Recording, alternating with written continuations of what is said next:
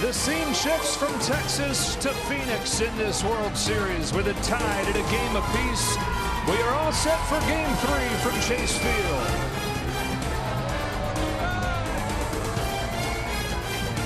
And we welcome you inside the Hall of Famer John Smoltz. I'm Joe Davis. It is the power of the Texas Rangers against the constant pressure of the Arizona Diamondbacks.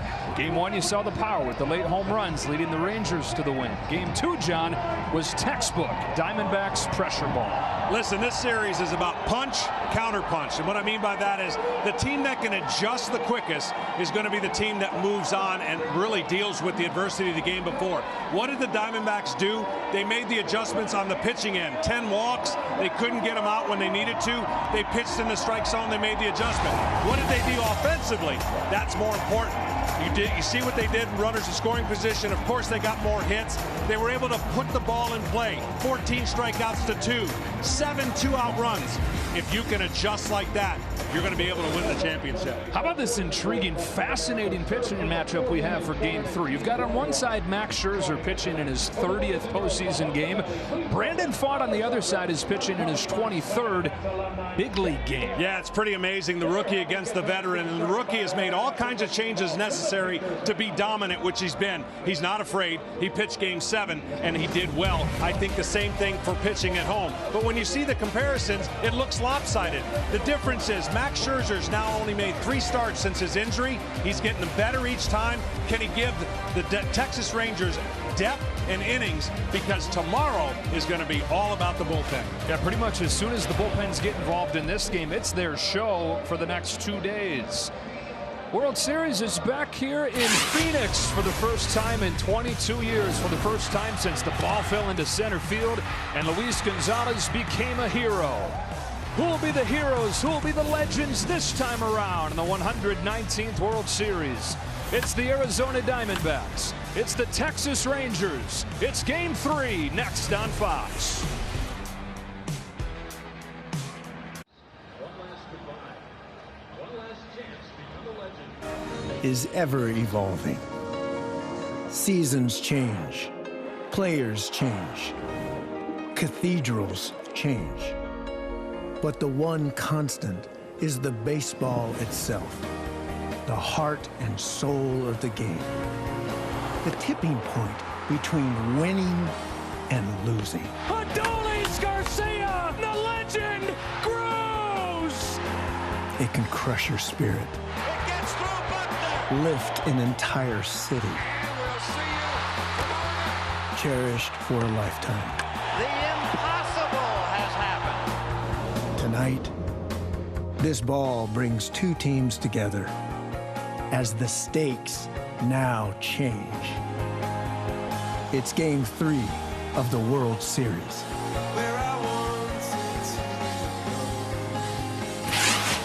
On a 79-degree night back in Phoenix and back for the 2023 World Series on Fox, presented by Capital One. Down to the field, here's Ken Rosenthal. Thanks, Joe. On his last pitch in Game 7 of the ALCS, Max Scherzer unleashed a fastball that opened up a cut on his right thumb just below the nail.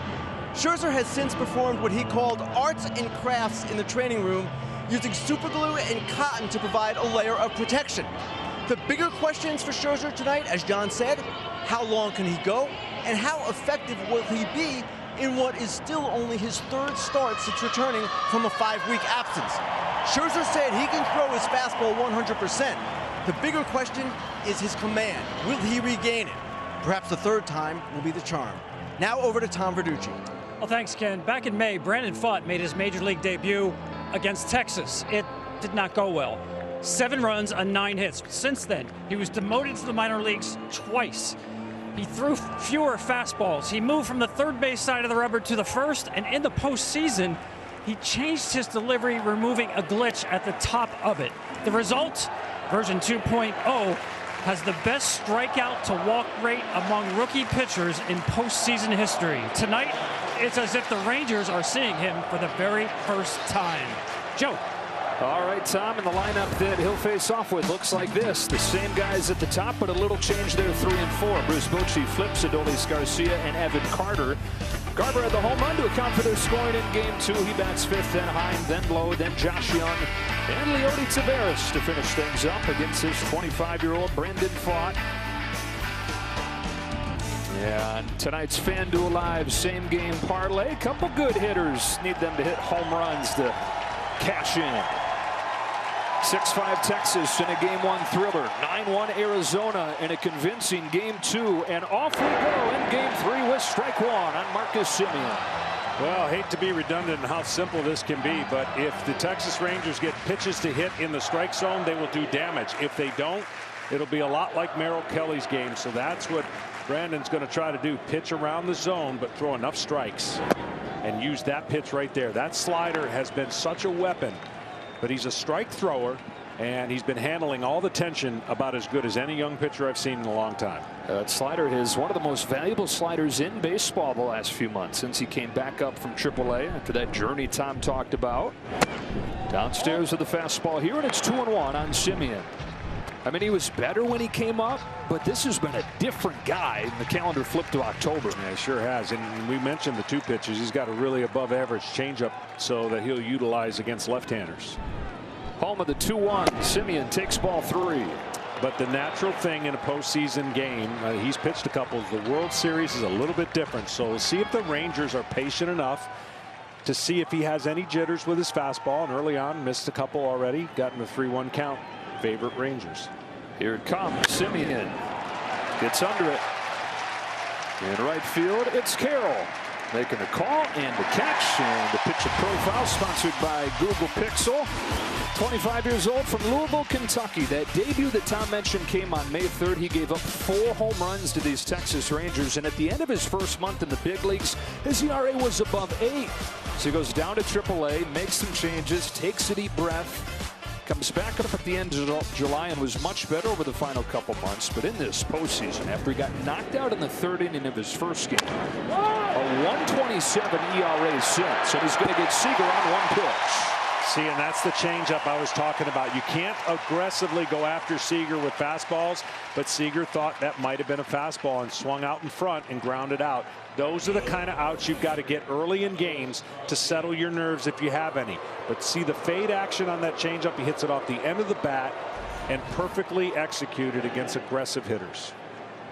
Here's a little lineup change that you're going to see here from Bruce Bochy on a day where the bullpen figures to be involved a little bit early. They don't let Pfaadt typically go through past twice in the order, so he gets Garcia up. Split up the left-handers and Seager and Carter. And Garcia, who had his 5-game home run streak snap with an 0-for-3 in Game 2.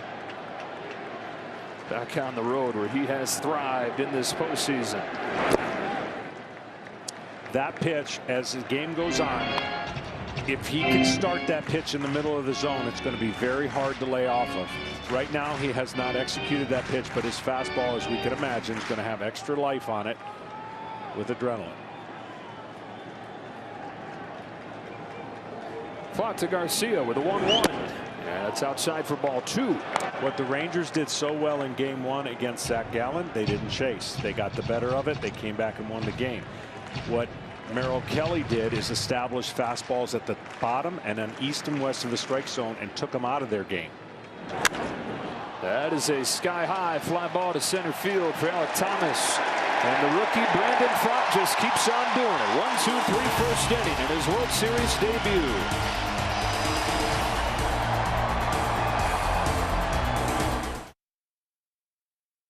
First for the Diamondbacks, and Tor Lavella's lineup looks like this. Martin Moreno to follow, then Walker, Pham, and Gurriel. Even got the sweet hair featured in our cartoon mock-up of this lineup. Thomas, Longoria, and Perdomo round out the lineup against Max Scherzer after missing more than a month with a shoulder. It's kind of been, John, what you would expect a rehab in the postseason would be.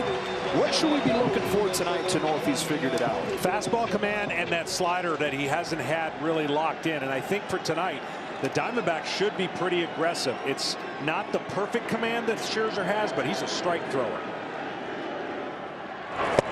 Curve inside ball 1. And there's a first example of what he thinks A pitcher will always tell you what he thinks another team's going to do, and he thinks they're going to try to attack his fastball that he throws for strikes about 70% of the time. There's a strike. It's 1-1. Number one first pitch strike percentage of anybody in baseball, and that's been something for him throughout his career. And then you get this aggressive, persistent Diamondbacks lineup that has applied constant pressure all year. And there's the slider. It had good break to it. But can he get it consistently off again? I always talk about pitching in the lane of your fastball. In the lane of your fastball should be where all your breaking balls start, because then the hitter cannot pick up the difference between those two pitches with the release point. He only threw that 3 times in Game 7 against the Astros. Oh, no! That is a little bit inside, but they asked down to third, and he went around, and it's 2-2. Now, he says that it was matchup oriented. He didn't think it was a good pitch against Houston, but pretty clearly he's not had the feel for it through his first 2. Comes home with a 2-2 to Carroll. It is bounce left side. Seager's there. Carroll puts it up that line. Seager knew and got rid of it quickly for the first out. Let's see how the umpires line up tonight. It's Alfonso Marquez calling balls and strikes. Marquez had the smallest strike zone of any plate umpire in baseball this year, although historically that has not fazed Max Scherzer, who's always pitched pretty well when Marquez has been back there. You know what else hasn't fazed him? What's that? Facing his former first team. 9-0. He was drafted by the Diamondbacks, of course, traded. A lot of people felt that he couldn't stay healthy with the mechanics he had. You know there's chips on people's shoulders. I bet you that chip's still there. He says there's not, but he's only human. His first one to Marte is a fastball away. That was 15 years ago that Scherzer broke into the big leagues right here with the Diamondbacks in a game that people still talk about. He faced 13 Astros, retired them all, struck out 9 of them. There's the changeup, and it's 2-0. Says he remembers striking out Lance Berkman and then striking out Miguel Tejada and saying to himself, okay, I belong here. From that moment forward, he knew that he could do what he wanted to. Falls behind Marte, 3-0. As sure of a thing as there's been in this postseason. Ketel Marte with a postseason record 18-game hitting streak to open his career.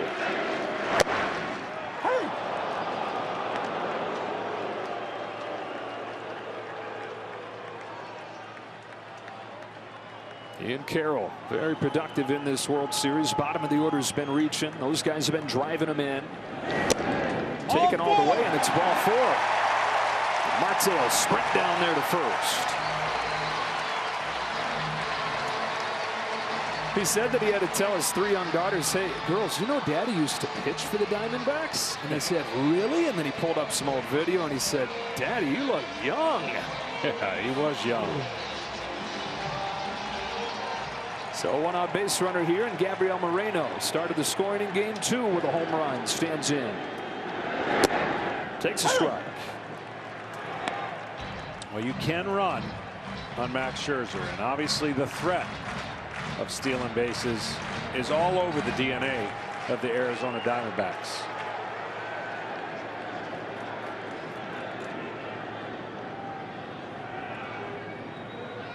Long pause and an 0-1 pitch. Bouncing ball left side. Young gets there. Goes to second run. On to first, a double play to help Scherzer face the minimum here in the first.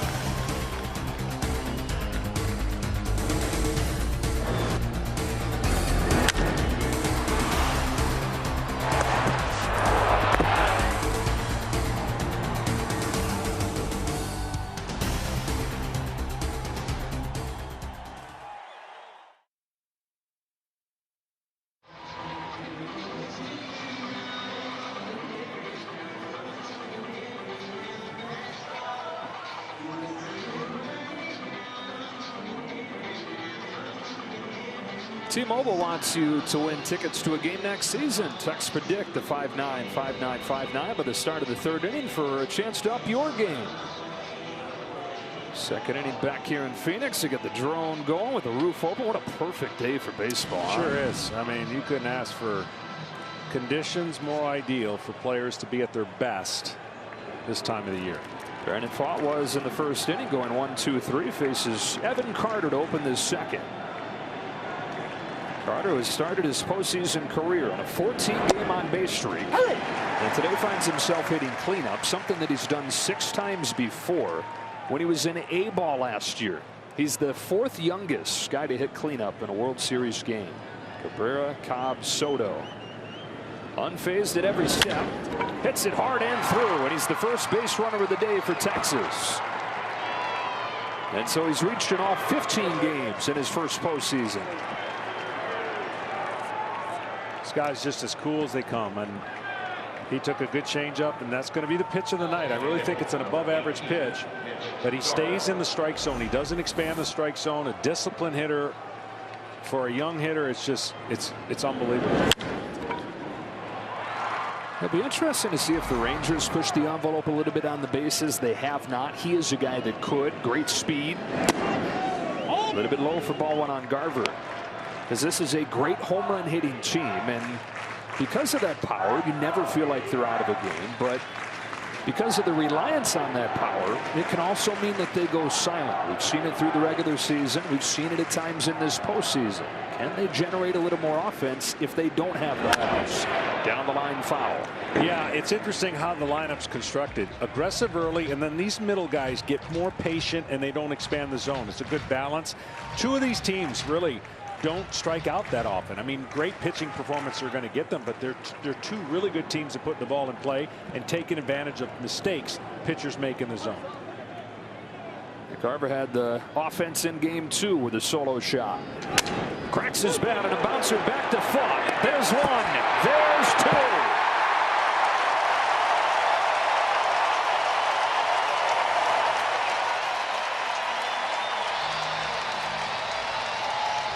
Well, you would think he'd get more of these opportunities, but I believe that's only the 6th double play turn while he's been on the mound.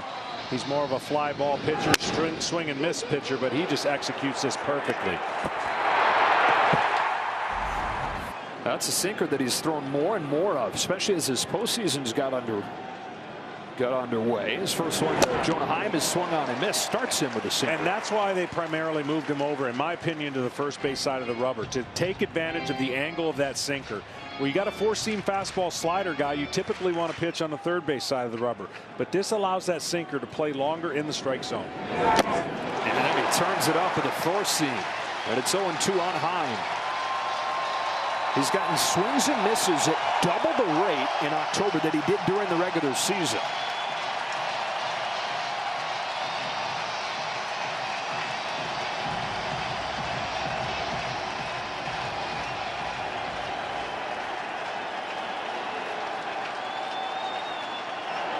Brandon Fott's 0-2 is another fastball, and it's popped into shallow center field. Here comes Alec Thomas, and he faces the minimum, an 8-pitch second for Fott.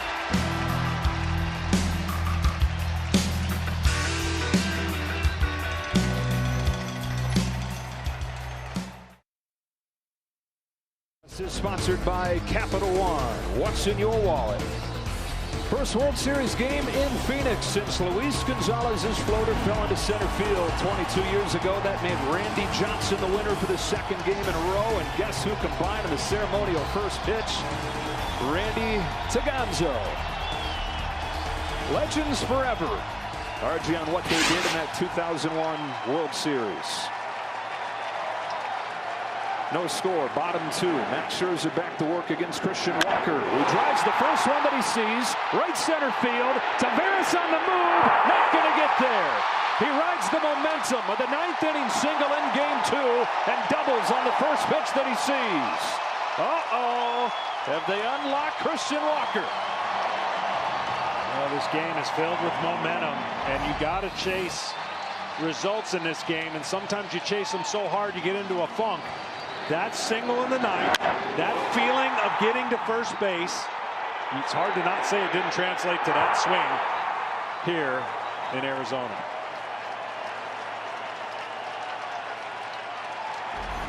There's 2 of his previous 26 going into game 2. He hit it hard a couple times, got robbed a couple times, and then had that 9th inning base hit, and they were hoping that it was a sign of things to come. Doubles on the first pitch of the second. First runner in scoring position in this game, and it's for Tommy Pham.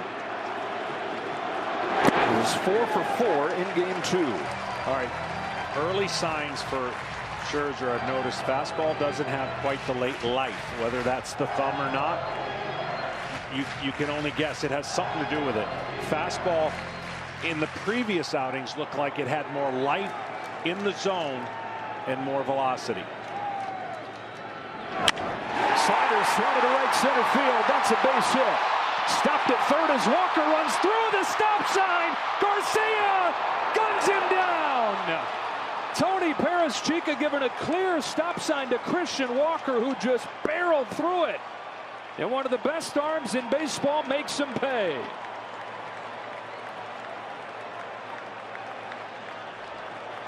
Yeah, I stopped looking at him when I saw the stop sign. I really did. He's waving him here, right? And then he gets to there, and he's not looking. He just saw the waving, and he never looked back up. And it's too late at that point. And I guess seeing that, you can understand that the eyes had gone down. Yeah, you got to pick it back up, though, when you get to third base and pick up the third base coach. So an outfield assist from Garcia. That's Gurriel tapping one along first and foul. Garcia's a Gold Glove finalist, but should be a Gold Arm finalist, largely because of what he does with that arm. Third in the majors in outfield assists this year. He's got his first one of the postseason to keep game 3 scoreless. Pham at second, one gone. Here's an 0-1 to Gurriel. Curve is popped up. Simeon's there. 2 out. The one thing to look for in the first inning, we saw some sliders. Look, it's going to be key that he gets the ball to turn the corner. See how this ball backs up? Now he got away with it. He got an out, but then he makes a much better pitch. See how late turn gets off the end of the bat, and that got a double play ball. For Max Scherzer, he's going to have to be really effective with that pitch. Otherwise, the Arizona Diamondbacks do not strike out that much. They will put the ball in play. 2 out. Alec Thomas. A curve is in there. And that has seemed like, John, the pitch that he's most comfortable with in his 3 starts this postseason. Yeah, so far, he's had feel for that, and it's a total different style of pitch, right? When the breaking ball comes out of his hand, it has a big loop to it. Looks like a ball to the hitter, and then usually late life fastball gets by the hitter after seeing that. Shaking a bunch here to get to this. Buzzes a fastball in. I mean, a team that prides themselves so much on aggressive style running in the Diamondbacks. The first mistake, that's first and third, nobody out. And it turned into man on second, 1 out, and a chance for Scherzer to get out of this inning. Fires the 1-1 pitch. Thomas bounces one off Scherzer. Ricochets to Young. Barman throw. 1-5-3. Put a star on that. Unreal. Josh Young barehands the deflection and ends this second inning unfathomably with no runs having scored. Can I kick it? Can I kick it? Can I kick it? Can I kick it? Well, I'm gone.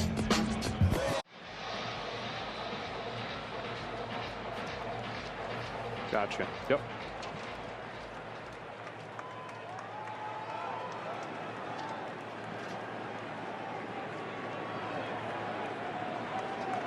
Top 3, no score. Nathaniel Lowe fouls off first one into the glove from Brandon Pfaadt. John, this first 2 innings of this game got to be what baseball had in mind with the rule changes to the pitch clock. It has been action, action, action, just like that. It sure has, and these teams feed off of it. Of course, they want to create action and chaos and make the other team feel that pressure.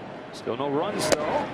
No balls and 2 strikes. You know, we play this game, thankfully, to the scoreboard, but if it were based on your perception of how each starter looks, big time favorite right now in Arizona. He has come out. Brandon has been sharp. On the other side, Scherzer has gotten away with a few things, but a veteran knows how to pitch when he doesn't have his complete A stuff, and he's going to have to battle, as he will. But right now, the young kid looks sharp. He's faced the minimum through 2 innings, just 1 hit in the second, promptly erased that with a double play ball. Remember, he's coming off pitching Game 7 in Philadelphia. Held the Phillies to 2 runs over 4 innings in that game. Oh, just misses low with a sinker. That was after Game 3 against the Phillies here. 5 2/3 scoreless innings. Struck out 9 in that game. Thought he had his first one of this one here.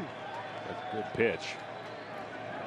Kenny got the umpire with the smallest zone in baseball on the year there, and Marquez. 1-2. Do it again. Adolis Garcia. Here can be part of the plan if you don't have your best stuff. Just make him hit it to Adolis. He'll take care of it. 95 miles per hour on that throw. Yeah, running as hard as he can with his head down. And at that point, it was all committed.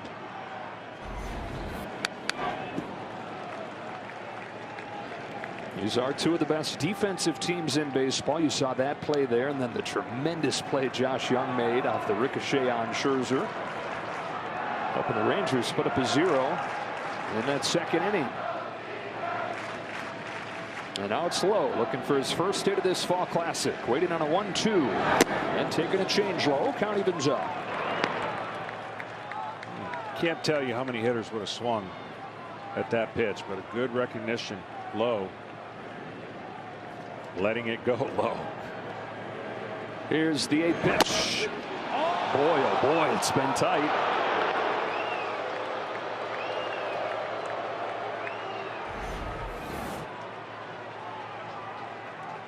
He's outside, but that's the kind of pressure you want to put on everybody, the hitter and the umpire, if you're a pitcher. Hot shot, base hit, right center field. Towards the gap, hustling over Thomas to cut it off. Lowe for second. Thomas's throw, not in time. And Nathaniel Lowe's first hit of this World Series is a double to lead off the 3rd. The other thing we talked about in Game 1 was they're going to have to run on the outfielders of Arizona. They do not have great arms, but they cover great territory. That's a perfect example. Lowe's not a speedster, but when he hit that ball to split the gap, he knew he was going to second the whole time. And so he's in scoring position for Josh Young.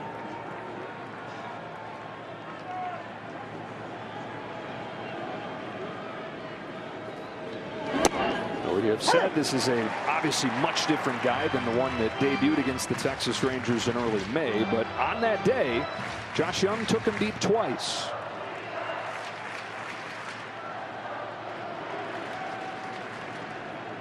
Young's had a good World Series so far. 3 hits, some good defense. Takes his slider down and away, and the count's 1-1. 25-year-old rookie, yet another one of the young guys. Really, both these teams, young players that no moment looks too big for him.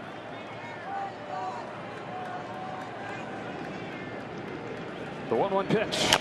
Chopper, foul. So far, it's early. So far, the Rangers have not expanded the zone on that great slider that he has. He has only thrown 1 or 2 for strikes. And when you can do that and stay disciplined, it makes hitting the fastball a little bit easier. Because when you chase the slider, you're now susceptible to that fastball just eating you up in the zone, up and in. Young's been a guy who has chased breaking pitches quite a bit this year. The 1-2 is a nasty sinker to get him swinging. 1 gone in the 3rd. Down to the Arizona dugout. Tom Verducci. Sorry, Lavello, give you credit for truth in advertising. Brandon Pfaadt filling up the strike zone. You said he's a strike thrower. What are the signs you see early?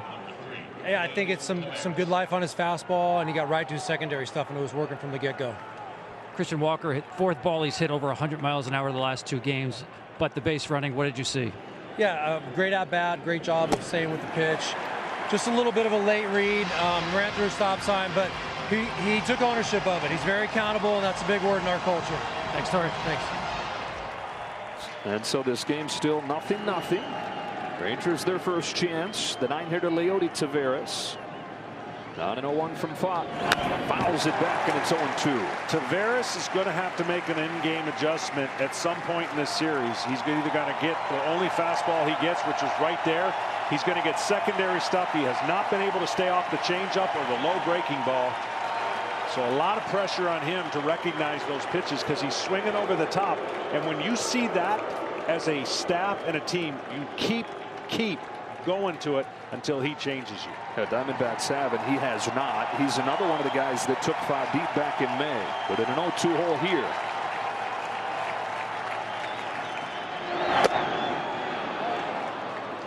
A chance for the Rangers to get it done in a way other than hitting the ball over the fence. Just 1 for 8 with runners in scoring position in this World Series. Not scored a run in a way other than the home run since the 3rd inning of Game 1. Fox 1-2. Taken low. That pitch starts over the middle of the plate. He has not stayed off it yet. That one was more in. Started down.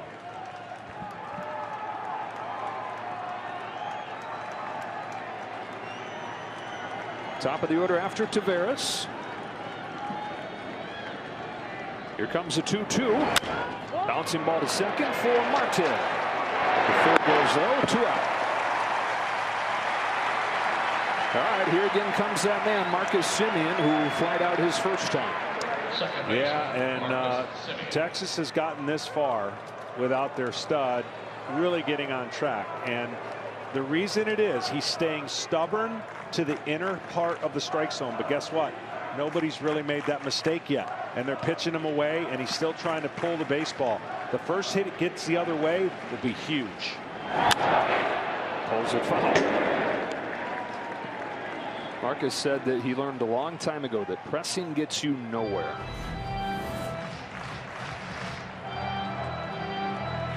And hung over the plate a little bit.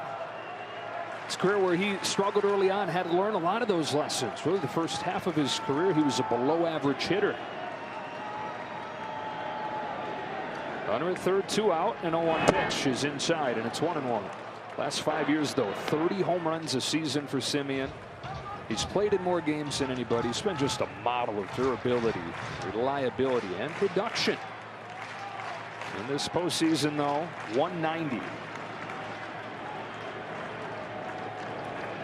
On this 1-1 pitch, Semien takes down and away for ball 2. This would be a huge momentum swing for the Rangers if they got out of the bottom half of the 2nd inning the way they did, and then get a 2-out hit right here to take the lead. What a change of events that would be. 2-1. Lifted to left center field. Thomas on the move, not going to get there. Marcus Semien finally comes through with a base hit to left center field. Rangers strike first in Game 3.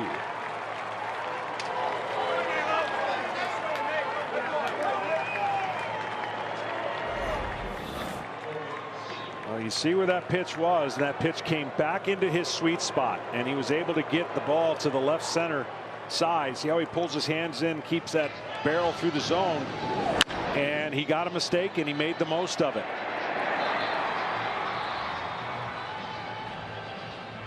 I mean, it literally flips so much momentum and mental.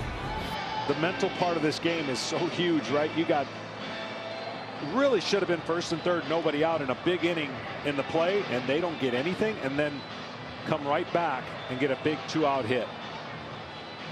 Giving the Diamondbacks a bit of their own medicine from Game 2. Now we get a quick word from Capital One. We need a clutch hit. Derek Jeter. Hang in there, rookie. Marcus Semien just did his best Jeter impersonation with a 2-out World Series hit right there to make it 1-0 Texas. And these teams are both unbeaten in this postseason when scoring first. Texas also unbeaten this postseason on the road at 8-0. Corey Seager smashes a ball down the line. Goodbye! 3-0 Texas.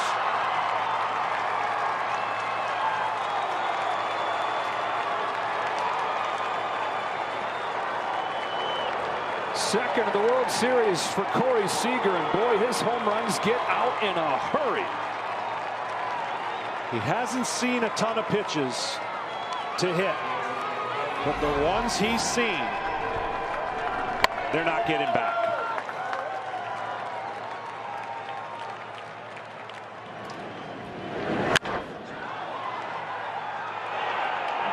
Took a first pitch changeup and hammered it.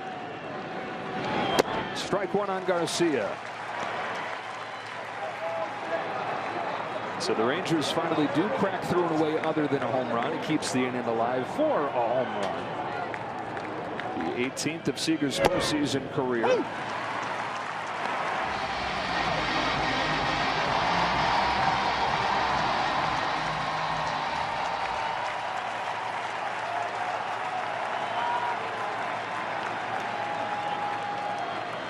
Fatso 2 is shot down the line foul.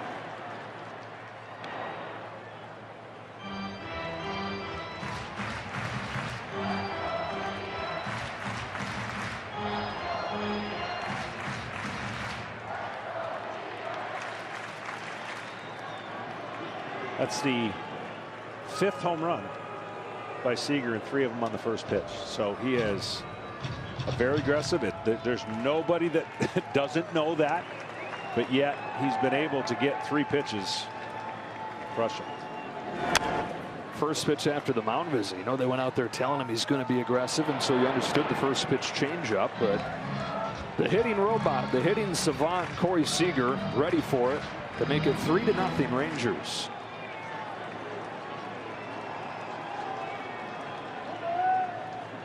Another 0-2 to Garcia, who's made his impact on this game defensively already.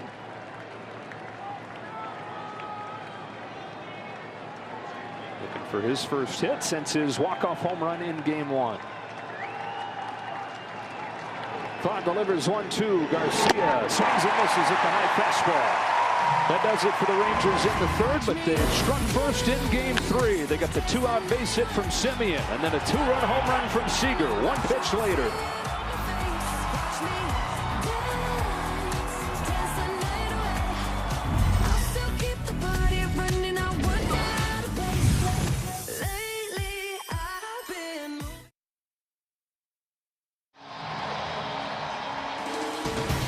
The 2023 World Series on Fox is presented by Capital One. The series is tied at a game apiece. Rangers lead Game 3 3-0. Max Scherzer pitching with the lead for the first time. Begins Evan Longoria with a curveball. So his world has shifted a little bit. He was struggling to find it. Looked like they were going to crack through against him, and now he blinks and he's leading. Tell you what, it was 10 minutes of crazy turnaround. You give a guy like Scherzer, who, you know, he's never going to tell you he wasn't at his best. You give him a 3-run lead, that's a shot of adrenaline that not only he could use, but he will pitch aggressively with that lead. A lot different than obviously if it's 0-0. 30th postseason game for Scherzer, his 4th start in the World Series. He says some people say the bigger the game, the more subdued you should be. Not me, says Scherzer. He said, I think the opposite. I've got to match the moment. And he's got that persona. He's got that adrenaline always flowing. In order to do so, he has great theater for the biggest stage. And he saw him with a 1-2 to Longoria. Got him swinging. Here's the thing we didn't see when we first saw this. We knew it hit him off the back, but it hits him off the elbow first. So you wonder what that felt like. And of course, never want to get hit on your pitching arm, and especially there. So he felt that right away, had time to go in and assess it. So it's already been a grind. It's the thumb, it's the comeback, it's the hit off of the elbow that turned into a great play. Perdomo squares around, takes a strike. He's like Henry Rowan-Gardner, though, Rookie of the Year. His arm breaks, and then he comes out and gets his first strikeout. Max Scherzer, start to see some of that fuel bubbling, some of that energy that he occasionally keeps under the surface, but it's always lurking. The energy and intensity of Mad Max. No one to Perdomo. Is up and away. Did you ever have to do any arts and crafts as Max put it? Yeah, that was, you know, I know pitchers get made fun of a lot. Oh, you got a blister, you got a cracked nail. Can't afford it. It's the worst thing that can happen. And what happened is the time off, and then your calluses don't get quite. When you're throwing a baseball and you're doing this for a living, you want everything when you leave spring training you shouldn't really get too many of those issues, but it definitely is impacting him. To what degree, we'll find out. I think later the game goes, the worse it'll be. Fly ball down the line. Easy one for Garcia. And 2 up and 2 down in this 3rd inning. Oh, and the postseason is sponsored by Charles Schwab. Texas trying to set a record for the most road wins in a postseason. Now, you couldn't win more than 8 prior to 1995 when they went to, obviously, the wild card era. They've already matched the most road wins within one postseason ever, the 2019 Nationals that Scherzer was a part of from the 1996 Yankees. Stoic manager. Oh, he and Scherzer opposite ends of the emotional spectrum, aren't they? Sure are. And that's the beauty of 26 different personalities. Carroll with his second look at Scherzer tonight. 2 balls and no strikes. Grounded to short his first time. Homered against Scherzer when he saw him back in early July.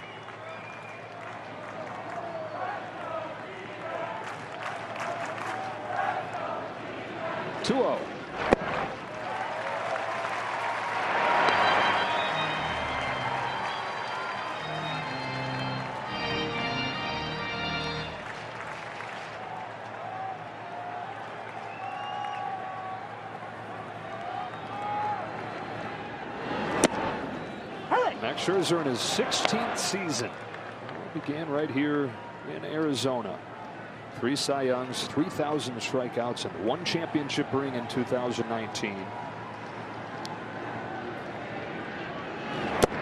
All 4. That is the wrong guy to issue a 2-out walk to.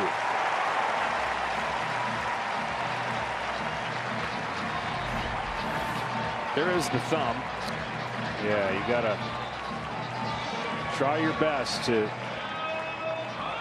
keep that from opening up, and that's going to be the time will determine on how effective that will be for Max. How long before Carroll takes off here? Not long.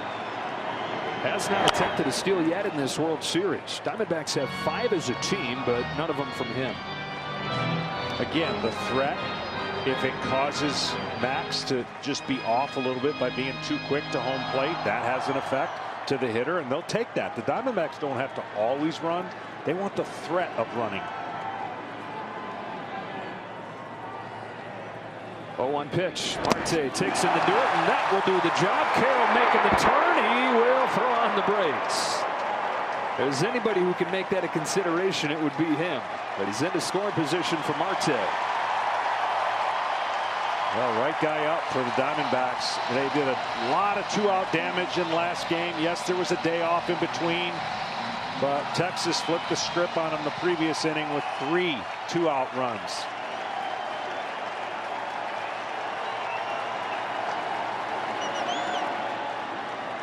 Marte knifes one to left field. Carter's coming on. He's there, and they strand Carroll at second.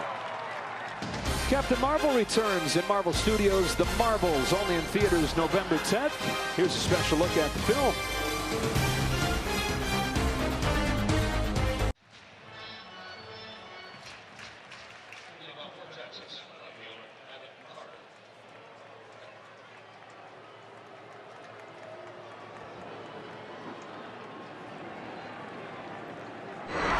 Game 3 of this series from Chase Field. We'll be back same time, same place tomorrow. Game 4 here on Fox. It's going to be a dueling bullpen game. Evan Carter taking ball 1 from Brandon Pfaadt. That's part of what makes this already fascinating pitching matchup that much more important. How deep can these 2 guys get? Because once the bullpens take over tonight, John, this is their series until Game 5, really. Yeah, exactly. Well, the big theme right now has been Brandon has not gotten his breaking balls enough for strikes, and the Rangers are not swinging at it. So they're really looking to hit fastballs, and there was a good swing and miss on a changeup. Hot shot on the ground to second. Marte's got it to get Carter. MLB celebrates the life and legacy of Roberto Clemente by presenting the 2023 Roberto Clemente Award, presented by Capital One. Aaron Judge wins it for his positive contributions on and off the field, supporting those in the community. Go to MLBtogether.com to learn more. It's an award that you want. I know anybody that wins that award, that means something special to them. Yeah, it really is. It's win it once And everything you do in your baseball career will have a memory of statistics, but that one off the field and on the field is probably the most prestigious award you can win in the game of baseball. Pretty cool. And one of the best players wins an off the field award too, like Judge. 1 ball, 1 strike on Garver.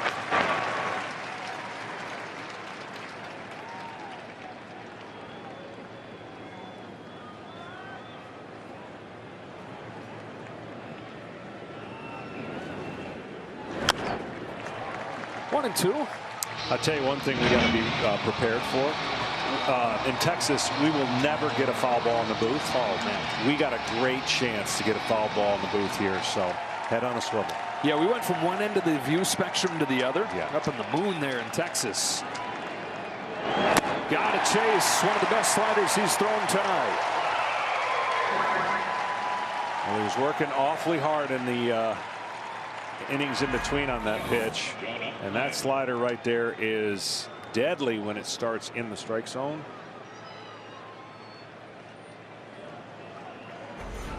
And here we are, right here. We are almost touching the hitter compared to where we were. You don't have to zoom out very far. Fades away, ball 1 on high. Brandon Pfaadt, 5th round draft pick just 3 years ago.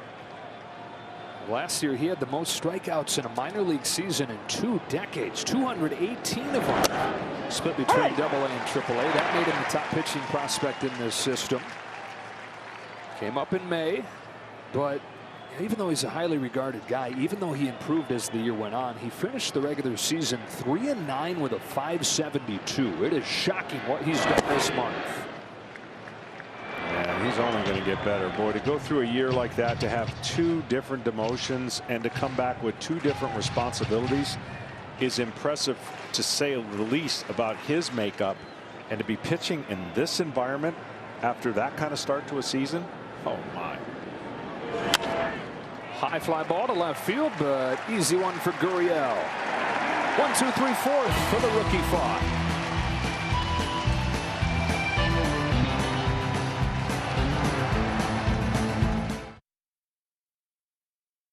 Well, we got a big story here in Phoenix. This is Scherzer getting ready to come out to throw his warm-up pitches just a minute ago, and how in the world is he even going to step onto the field? We went out there and started to try and warm up, and then the training staff and Bruce Bochy said, no, this ain't happening.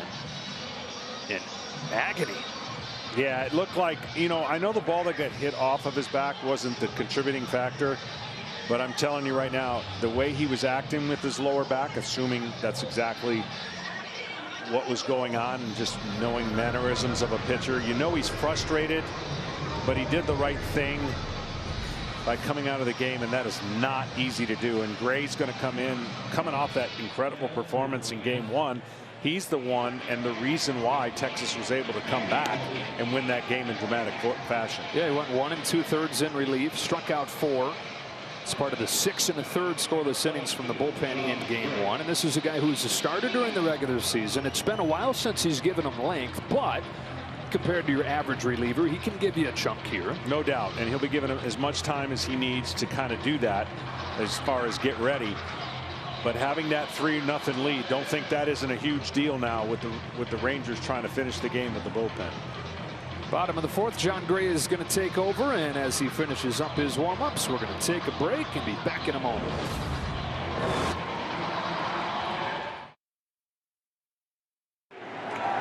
It's going to be Moreno to start the 4th for the Diamondbacks, and he takes strike 1 from John Gray, who's 31 years old, out of Oklahoma, and facing 3, 4, and 5 in the Arizona order here.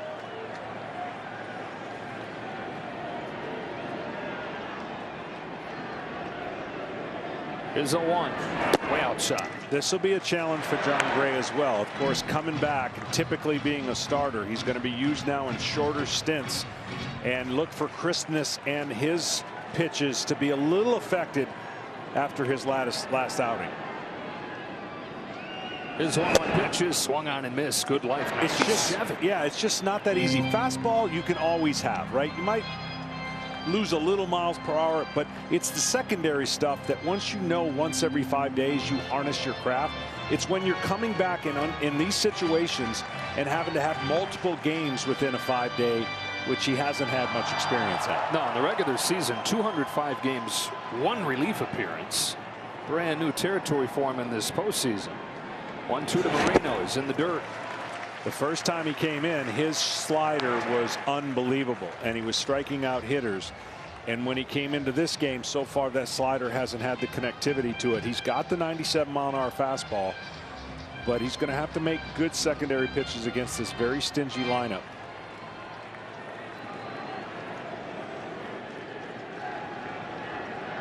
Let's go over 2-2. And it's fouled back.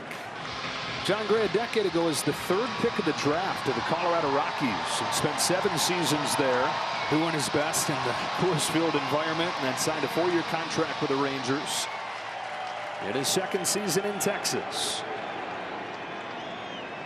Deals another 2-2. See how that's rolling in just a little bit. It's got to be a little tighter and crisper on the outside part of the plate.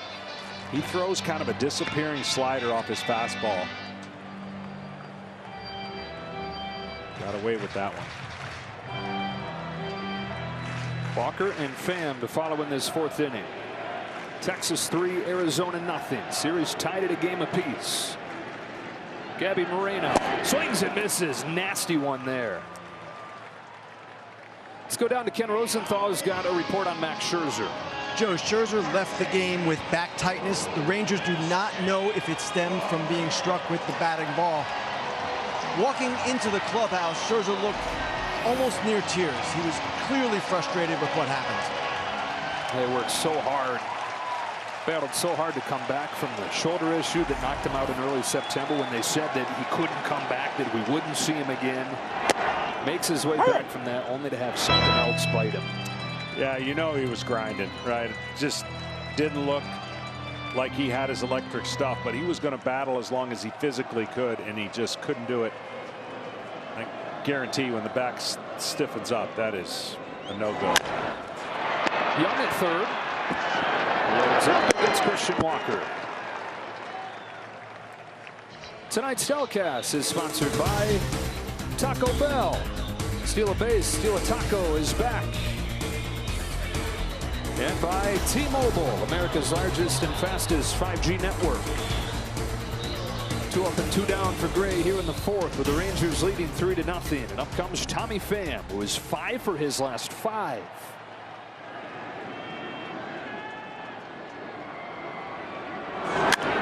Well, Pham was 4 for 4 last game, and then they pinch hit for him, and everybody was like, what in the world would they do that for? Well, it turns out it's because Tommy wanted his friend, Jace Peterson, to get his first World Series at bat. So this is Tommy's idea. He went to Torey Lovullo and said, hey, the game's in hand at this point. Jace might not get to play in this series. He would remember this for the rest of his life. I want him to have my at bat.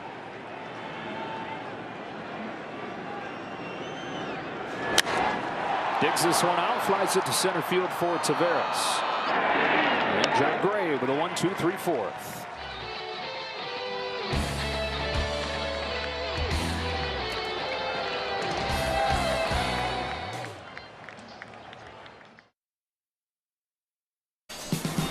Well, these Diamondbacks have taken their fans on a roller coaster this year. They had a 3-game lead at the beginning of July. But over the final 3 months, terrible. That included a stretch where they lost 27 out of 34. They finished the season 84-78, the last team in. Then they barrel through the Brewers and the Dodgers. They come back on the Phillies, and this roller coaster has continued into the World Series. That crushing loss in Game 1, only to respond 9-1 in Game 2. And the answer backs, as they've called him this year, trying to do it again here within Game 3 as they trail 3-0. And Brandon Pfaadt misses with his first pitch to low. 4th in the majors in comeback wins this season. In the postseason, more than half of the wins have been in the comeback variety. Well, the one thing that's important now for the Diamondbacks, even though they're trailing 3-0, if Brandon can give them a couple more innings, it then lengthens their bullpen for the next 2 games. And really, Texas is in a must-win situation for tonight, because now they've had to go to their bullpen so early. They're going to use every resource they can. And so it's still obviously a game within reach, but the game within the game now is played by these managers, and the bullpen's going to take over. Pfaadt to the plate with a 1-1. Yeah, the Texas bullpen has performed overall better than I think folks expected, but that's largely been because they've just used their top guys. Right. They're going to see what they can get out of John Gray, and I'm sure ride him as long as they can. But winning formula, bullpen usage has definitely been Texas in the scenario that you just described. Shorten the game, use the top 3 guys, and it usually results in a win for Texas. Score enough runs where sometimes doesn't matter even if you don't lock it in with a bullpen. Lowe fouls it off, and we check in with Tom Verducci. Well, Brandon Pfaadt is a product of Bellarmine University, and I'm sure his professors are proud to see him in the dugout between innings. He uses the iPad occasionally, but he goes old school. He has a leather-bound notebook on the right-hand side, the Texas lineup. On the left-hand side, his handwritten notes of how to attack the hitters, and he looks at that between innings all the time. Bibliophile, who knew? Facing Lowe to open this 5th. The guy didn't get a lot of Division I interest.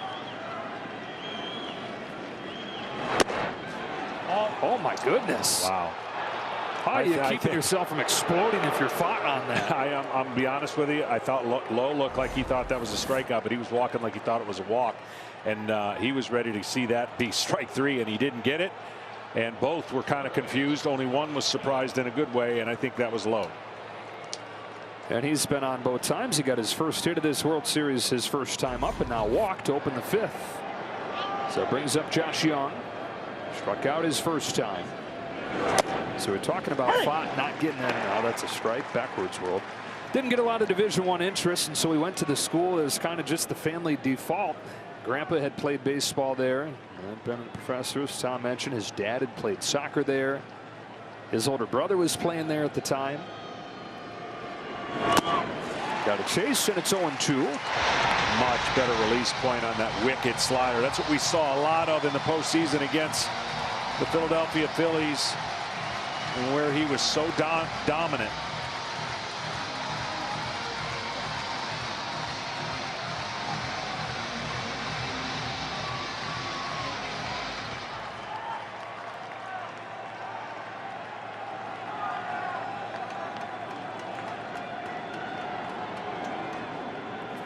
Two comes home, gets in on him with a fastball. So sports family and a Bellarmine family, 2 brothers of his.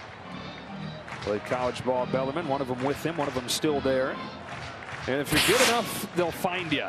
Brandon Pfaadt was, the Diamondbacks did in the 5th round in 2020. And his family here taking this one in, his World Series debut.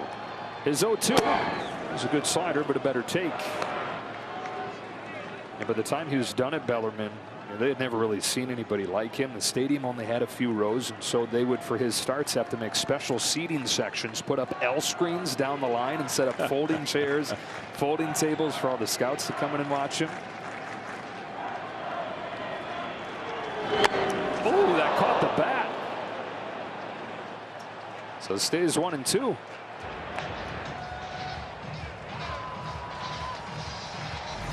Fortunate in a couple ways that it caught the bat, not his hand, and that it went foul. Those are the ones as a hitter you hate that they end up going into fair territory.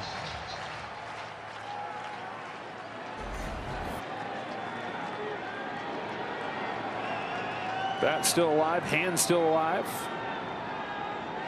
And another 1-2 from Pfaadt. Got him. He's got that slider working. Well, he shaped that one perfectly.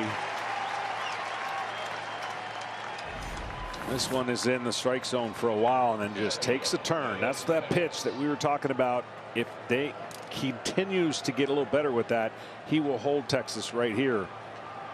Which, of course, that's what Torrey, his manager, would love to see. Here's Leody Taveras. Hitting it down the line, foul. Now, he has not faced a guy in the postseason a 3rd time. Marcus Simeon's on deck. That would be 3rd time facing Simeon. And it's a tough spot for Torrey Lovullo to be in, because by the book, that's how he's played it. No questions asked. But given what you're talking about, the bullpen game coming tomorrow, we'll see if it's time to go a little bit off script. 1 ball, 1 strike.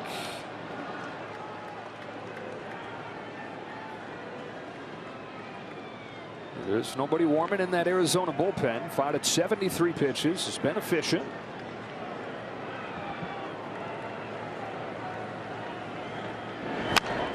Caught it third by Longoria. Back to first lead. For more on Font, here's Kenny. Well, Joe, you talked about Bellarmine University. It's a private school in Kentucky with an enrollment of about 4,000. And when Brandon Font was there, it was a Division II school. It did not have the technology or analytics to provide information to major league clubs on their players. And then there was the shortened 2020 season. That also prevented Font from getting a proper look. So for the Diamondbacks, this was a scout's pick. And 3 scouts in particular played a key role. Jeremy Kurt, Danny Haas, and Steve Connolly. And Kenny, you mentioned he was a 5th-round pick in 2020. That was only a 5-round draft. Last pick in that draft for Arizona. 0-1 to Marcus Semien is down and away, and the count evens up. Well, Texas hoping that Semien might have found something his last time. Started the scoring with a 2-out RBI single.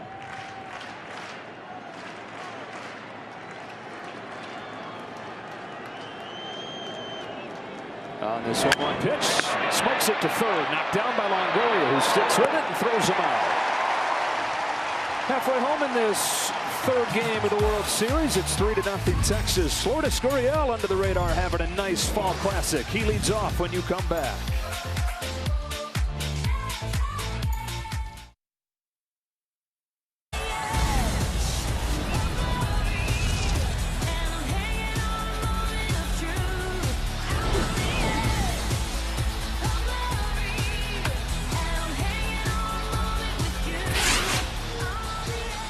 This improbable World Series matchup. Team that hasn't won in 2 decades against a team that has never won. And it's Corey Seager's 2-run home run that has it 3-0 Texas.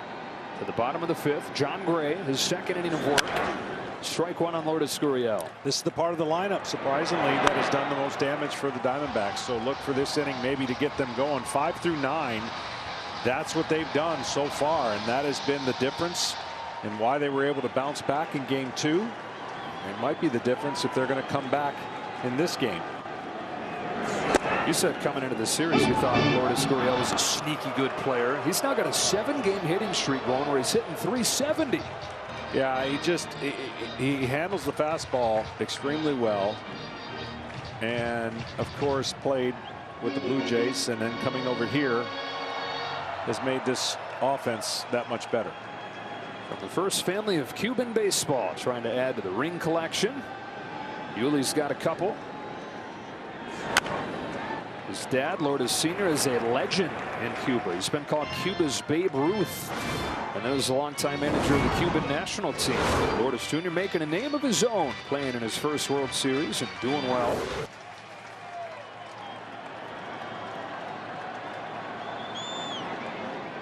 Leading off this 5th against John Gray, an 0-2 pitch. Drop it to third, that backs up Young. Long throw, strong throw for the first out of the 5th. Earlier today, as part of the Fall Classic Legacy Initiative, MLB and the Arizona Diamondbacks hosted a special event at Cesar Chavez Community School, where funds will go towards adding a St. Mary's Food Bank pantry to the school. Go to MLBtogether.com to learn more. Tell you what, Josh Young is showing why the future is bright for him at third base, and why Bruce Bochy says you keep making those everyday plays, you're going to be in the lineup. Alec Thomas grounds this one along first. Gray cuts it off and beats him to the bag. Young grew up idolizing Brooks Robinson. He's a baseball historian, not just a baseball player. And Brooks watching up above. Got to love what he's watching. I mean, that's not that easy of a play. I mean, he's got to get rid of it, and a strong throw. And then a nice play here by John Gray. That would have been chaos if it got by him. You practice that play a million times in spring training. It's called the in-between play. But if you can get it yourself, take it by all means. Cut out the middleman. Yep. Gray's retired all 5 that he's faced. 2 out, bases empty, and it's Longoria. Blows it by him. Well, the fastball, I mean, it's hard to believe that, 98. I don't know if he could live at 98 as a starter, but really right now it's all about his off-speed pitches. That's where he's getting all the outs. and that's where he's getting a lot of the action in these 2 games he's been in so far. First pitch fastball, then he breaks off a slider and gets ahead 0-2. Turning himself into the MVP of this pitching staff in the World Series. The sure things for the Rangers during this postseason run have been Eovaldi and Montgomery, but those guys gave up 9 runs over the first 2 games. Gray giving up nothing in his 2 outings. His 0-2 spins away, and it's ball 1.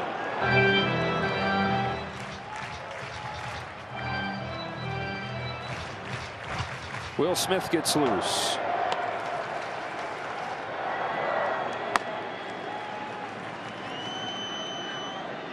On 1-2, Longoria digs that one out of there. Weak little pop up. Foul ground at first for Lowe. 6 up and 6 down for John Gray. 2, 3, and 4 coming up for the Rangers. That means Adolis Garcia when you come back.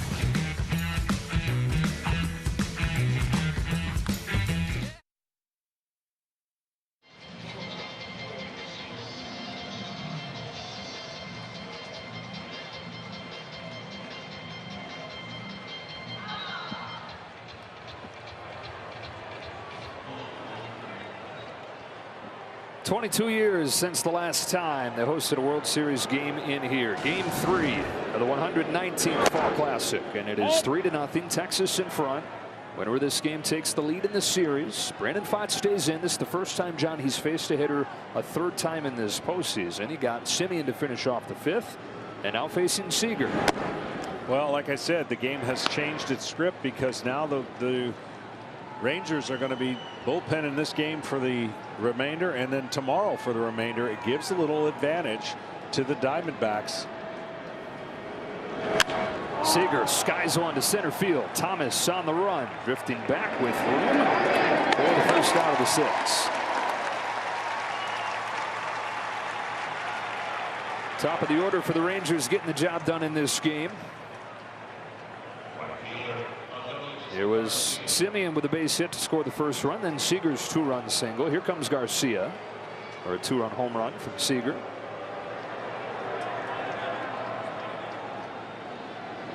Garcia's 0 for 2, and he chases a slider. And what I mean by that, Joe, is like this game's still well within reach. So they're pitching their ace because he's pitching like an ace, or they're keeping their starter in because he's pitching like an ace. Despite being down 3-0, it happened quickly with 2 outs. But if they can keep the game within a 3-run period, they believe they have the resources not only to come back, shorten the game, and be better off for tomorrow. Well, game 3, John, of the championship series, he was even better. 5 2/3 scoreless innings. He had struck out 9, but Torey Lovullo pulled him in 70 pitches just because it was going to be the 3rd time that he'd faced him. And Torey said he heard the boos on his way walking out there, and Torey said, look, I would have booed myself. Heck, I was booing myself as I went out there to get him. But like he told Pfaadt, I'm not going to do this to you throughout your career.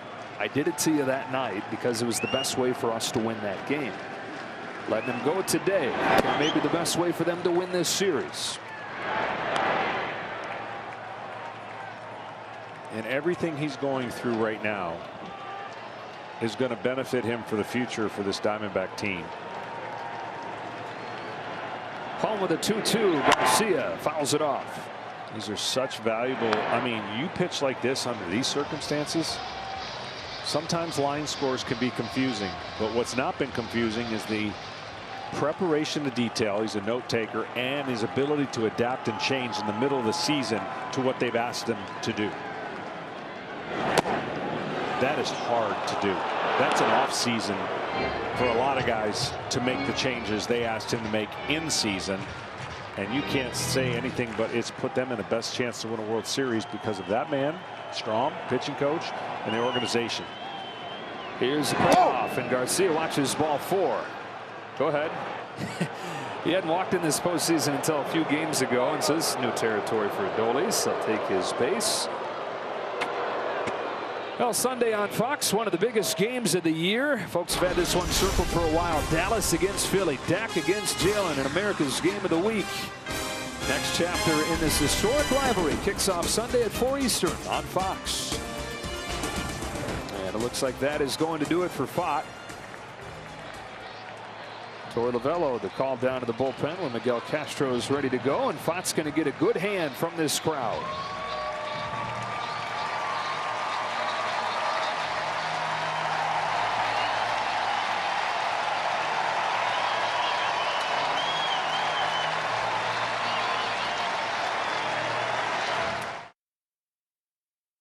By T-Mobile as the bullpen gets to work for the Diamondbacks. Miguel Castro's coming on for Brandon Fott, who pitches into the 6th inning, leaves with a 3-0 deficit though.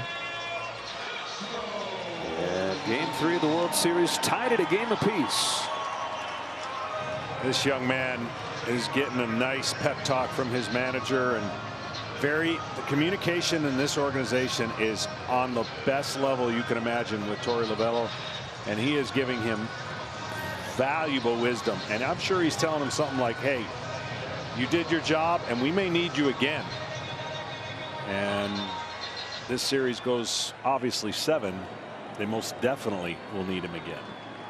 It is Miguel Castro, who's pitched in 5 games this postseason, and his last one he gave up the walk-off home run to Adolis Garcia. He misses outside, ball 1 on Evan Carter. Castro is 6'7", 200 pounds, and there's just all kinds of limbs coming at you, huh? Sure is. He slings it. Good movement on all his pitches. Look, this stadium and this crowd, they have been waiting for this. This was a picture-perfect night. The flyover, everything about this event just screams what this town has fallen in love with their team. One mistake running the bases has flipped this game, and you hope that's not the game-changing moment that doesn't allow them to win. But that is so big in a 3-0 game when the Rangers came back. You know Walker wants to do something at the plate for sure. Carter goes the other way with a base hit. Took it where it was pitched, and they're 1st and 2nd. Yeah, so you're referencing, if you happen to just join us, bottom of the 2nd inning, Arizona looked like they were going to take the lead on a base hit from Tommy Pham, but Christian Walker was thrown out at home, running through a stop sign. And salt in the wound was that in the next half inning, Texas got their 3 runs. Yeah, with 2 outs. I mean, a leadoff double, and then the same scenario where you thought, okay, they're going to escape this and no harm. But man, there's such an emotional roller coaster, and everything's magnified. That moment was big for Arizona because they didn't score and they didn't hold them in the bottom in the next inning, top half. And then you consider with both these teams unbeaten in this postseason when scoring first. 2 on for Garver and a frisbee of a slider in for a strike. Yeah, Texas had to test that by the 9th inning, 2-run homer and extra inning win. But you're right, both clubs undefeated when they score first and play off that lead. Garver knocked in a run in 4 straight, takes outside. And we've covered him, so we've seen this. What Texas does is looks for the moment to explode, add on, and crush you. What Arizona does when they've got the lead, they just get more chaotic and put more pressure on the base pass. They don't have just one way to beat you. They have multiple ways. Texas really relies on the extra base hits and the big innings with home runs to win their games. Well, they've set the table here with a walk and a single. Now looking for a bombardment. Garver is ahead 2-1. And we've seen it, John. I mean, it happens like that with these guys. It does. And playing fast, we talked about what Arizona wants to do. They want to get you out of their game by playing fast. Texas wants to get you out of their game by playing in the strike zone, not expanding and making mistakes pay. You saw Nelson getting ready, but Castro's got to face at least one more hitter in Jonah Heim to fulfill a 3-batter minimum. Rangers trying to make it hurt, trying to make it too late.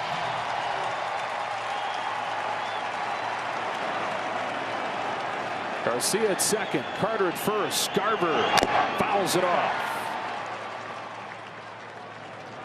Quietly one of the keys for these Rangers in this postseason. Seager and Garcia have had the biggest swings, the one that you'll talk about for years. But Garver, big postseason of his own. He's knocked in 13 runs, only Garcia more on these Rangers.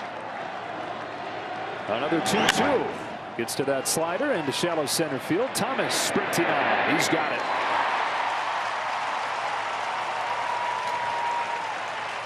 Game 3 of this World Series. Texas won the first game in 11 innings. Arizona came back, blowout win in Game 2. All 3 runs here in Game 3 came in the 3rd. And the big swing came from the guy that tied up Game 1. It was Corey Seager with a 2-run shot on the first pitch that he saw in the 3rd. Yeah, 2 pitches, 2 at-bats, and the second time was a charm for that man. He is as good as it gets this year at damage in the zone early. He doesn't need a lot of pitches. Jonah high, aggressive as always. Tepper left side. Longoria throws and benefits from the catcher running. I think took forever to get over there to Longoria. Hot corner was cold right there, but they strand a couple, and it stays 3-zip.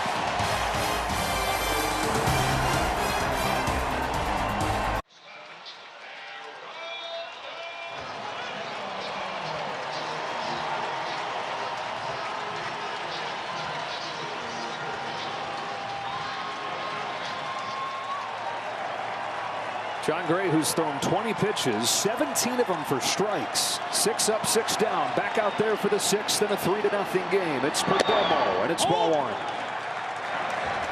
9-1-2 for the Diamondbacks here, looking to get something going. They haven't had a hit since the 2nd inning.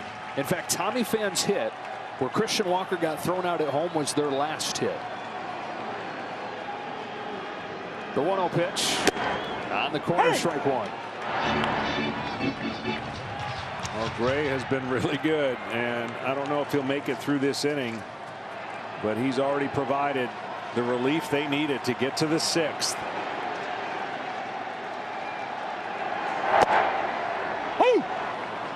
And in the same way, Fott going a little bit deeper than he had before. Do something for tomorrow. Gray, what he's doing here today affects tomorrow as well in a big way for Bruce Bochy.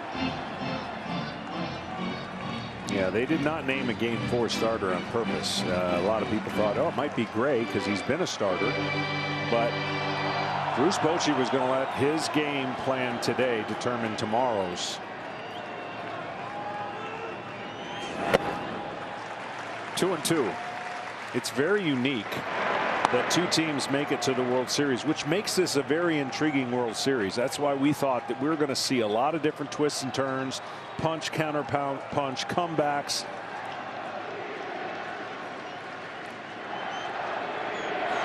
Got him with a high fastball. 7 up, 7 down, and a pair of Ks for John Gray. Baseball fans, your phone upgrade is on deck. Get the freedom to upgrade every year with Go 5G Next and up your game with T-Mobile. But neither of these teams really have a 4th starter. No. And so you knew that coming in. Of course, the Rangers would typically have those 4 starters, but they were banged up before the postseason started, and they got 2 of them healthy in time for the 2nd series. But this is the way the Diamondbacks have gotten through. Now, they didn't need much because they went 2 sweep, 3 sweep, and then were forced to go to Game 7. And they used the same formula in Game 4, I believe, that they'll use for tomorrow. Base is empty, 1 gone. Corbin Carroll laid on a couple, and he's behind 0-2. And Texas, in the same way, hasn't needed a whole lot outside of Eovaldi and Montgomery. Those guys combined to win 7 of the 9 games, or at least started 7 of the 9 wins over the first couple rounds. But that's why I don't mind scripting a game. I really don't. Like, you got to have a game plan. You got to think about it, right? You got to plan accordingly to what, if this happens, then that happens. How about John Gray, 2 out? But that's my point. What we're watching right now is Bruce Bochy saying, I like what I'm seeing. I didn't maybe plan on him going 3 innings, but I like what I'm seeing. So you adjust the script on the fly when you have pitchers having the moments that John Gray's having in Game 1 and now in Game 3. John Gray grew up dreaming of playing college football at Oklahoma. Ended up going there to play baseball. 9th year of a good big league career. That is off Simeon's glove. Gold Glover thought that he had it and then looked down as if to say, why have you deserted me? And a 2-out base runner for Arizona when they were desperate for some life. For a minute, I thought it broke his glove, but it was hit so hard. Watch this. This is squared up. He's got it till he doesn't. And this ball had serious spin and velocity to it. That is a hit, Johnny, and it extends the hitting streak to a record-setting 19 games to open his postseason career. It brings this crowd to life, and it brings Moreno up. Pokes the first one to right. They immediately will silence the crowd as Garcia makes the grab. We're back after a word from your local Fox station.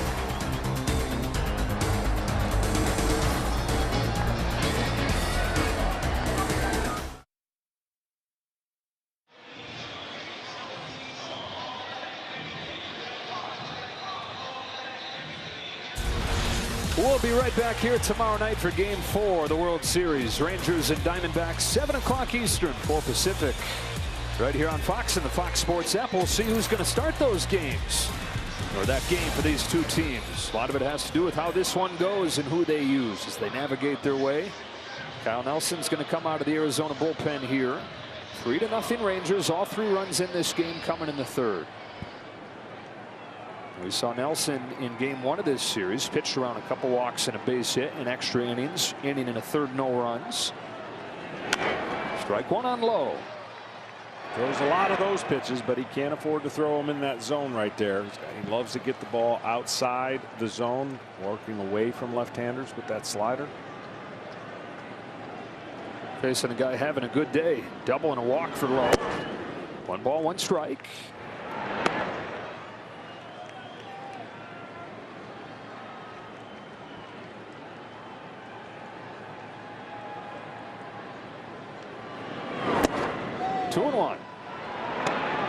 Well, Lowe in the beginning of the postseason really looked lost, and as the season has kind of gone, he has gotten better and better at tracking pitches. Sends this one the other way. Gurriel's back to the track. He's got it. And doing that. Yeah. 1 away in the 7th inning. Time for the rewarding performance. Sponsored by Capital One. John Gray. 2 games in this World Series. John, 4 2/3. No runs, 7 Ks. Look, he was the unsung hero, and in this game he's going to be the same one if Texas goes on to win this game. What an incredible job. He might have had a hint that he might pitch in this game, but not to the degree he was going to come in after Max gets hurt. 1-0 on Young. Yeah, so that is such a different animal. See, when you're a starter, you're so used to structure, comfort. Everything you know is going to happen. When you go to that pen, no rules. You could be brought in at any point, and it's so different, and some personalities cannot handle it. I'm telling you, it's not that easy.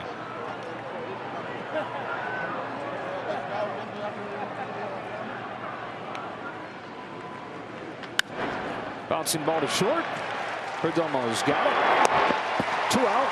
Tom, what do you got on John Gray? Yeah, John, that's a great point. I'm blown away by how quickly he's made this transition. He's a guy who made only 1 career relief appearance, 9 years in the major leagues. Normally, he's a 5-pitch guy as a starting pitcher. Tonight, every pitch but 1 was fastball slider. His stuff definitely played up. What a quick transition he has made under the most pressure.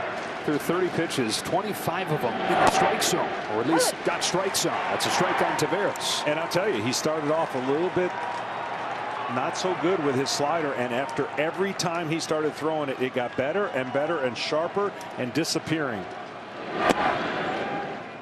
That's the thing, the bounce back.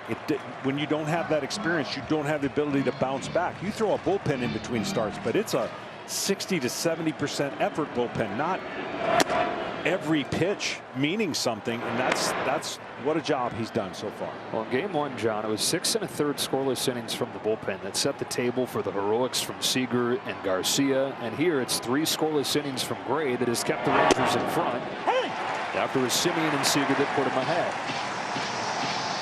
You expect it from the sluggers. That's what they've done all year. But this bullpen has been the biggest concern all year, turning that thing on its head in this World Series. 2-2. Longoria. Kyle Nelson with a 1-2-3 7th. And as we stretch in game 3, these fans at Chase Field leaning forward, hoping their offense can get it going late.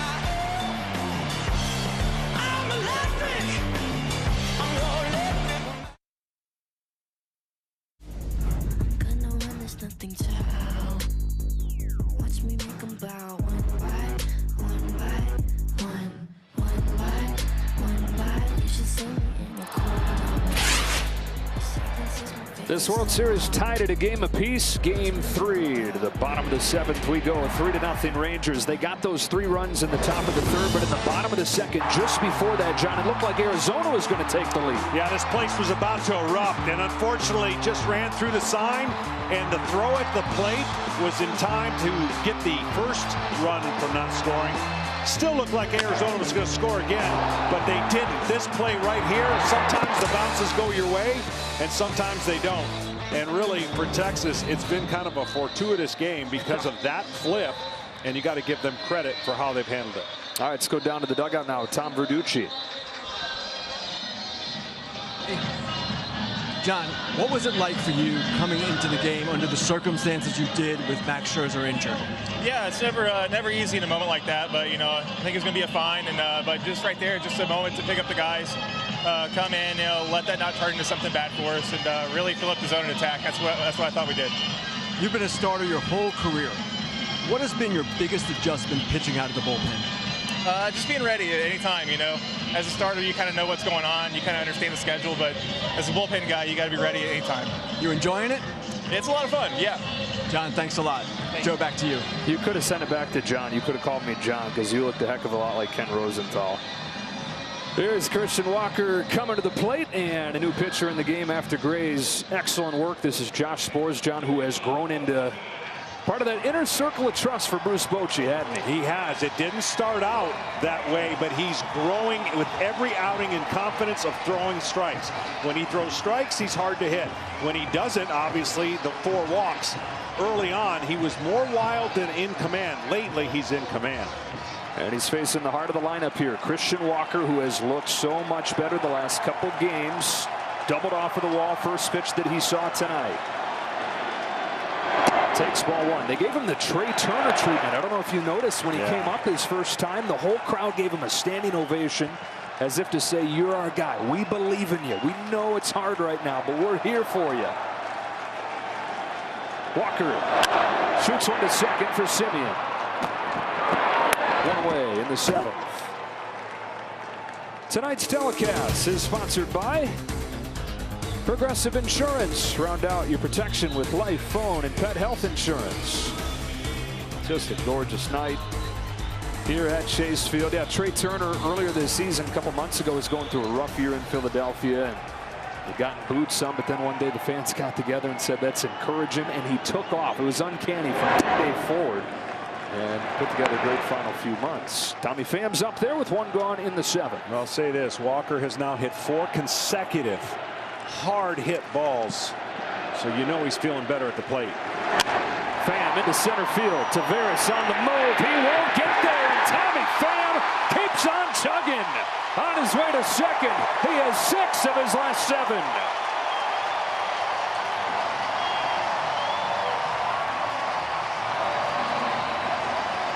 Well, this young man's going to make it very hard for him the rest of this series to get pinch hit for, because he's locked in. And when he gets locked in like this, you want him up with runners on scoring position, but they will take this. This ball scalded to the deepest part of the outfield. And you almost feel like Arizona's got to cash in here. Runner in scoring position for Gurriel. Buck on his knees on a first pitch curve.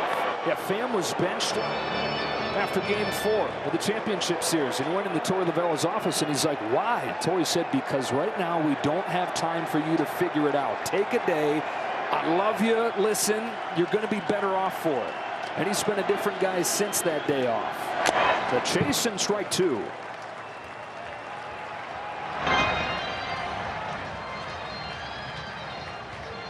Tommy Pham, who they felt like was the missing piece. They said, hey, we think we're good, but they were wavering going into the trade deadline. They brought in this guy that has so much conviction, so much intensity.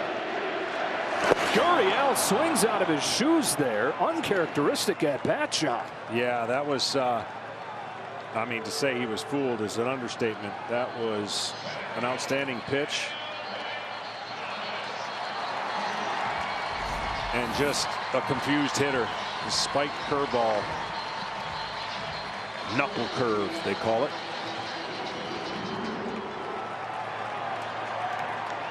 So it'll be up to Alec Thomas. Runner at second, 2 gone. Arizona trying to break through in game 3. Thomas takes a strike. Hey! Well, 7 of their 9 runs in game 2 came with 2 out.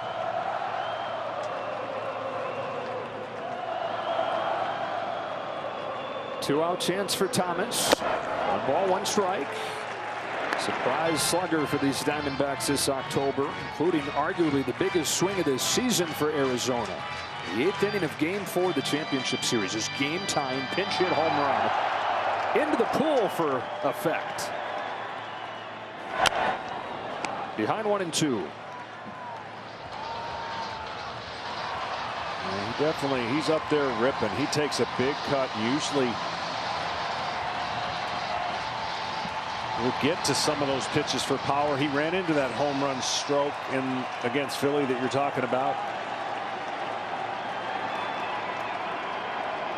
23-year-old Alec Thomas watches the count even 2-2.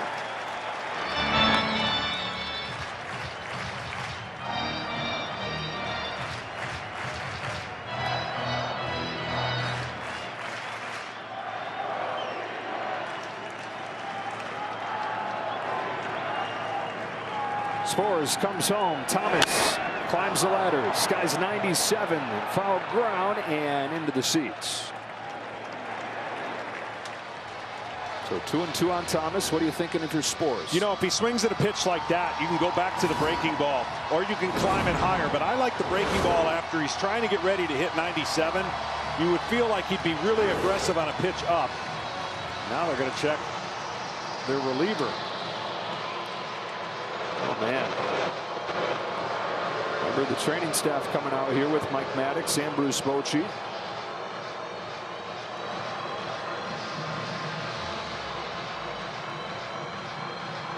They clearly saw something. Spores, though, sending him away. They're not going to go away until he can prove that he's all right. And while they take a look at him, we get a quick word from FanDuel. FanDuel, America's #1 sportsbook.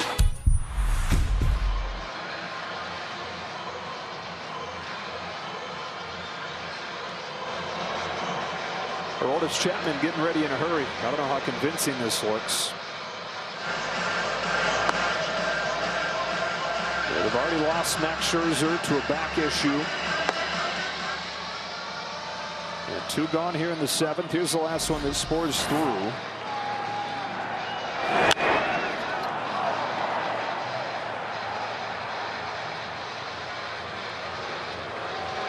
Bend over right at the end. He's going to stay in.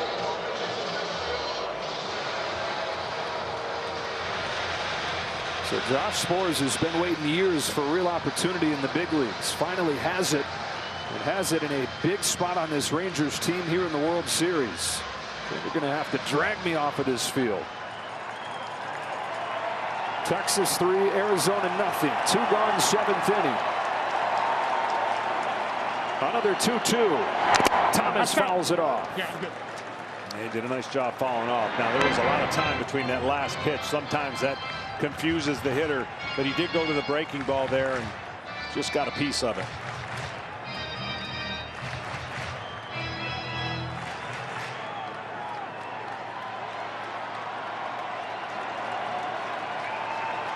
Spores will try again. Another 2-2. Another foul ball. Off of the bat of one of the promised youngsters that has arrived and delivered. He struggled as a rookie last year. He got here just after he turned 22 and had his ups and downs this year. But the best that he's ever looked has been since they've gotten to the playoffs.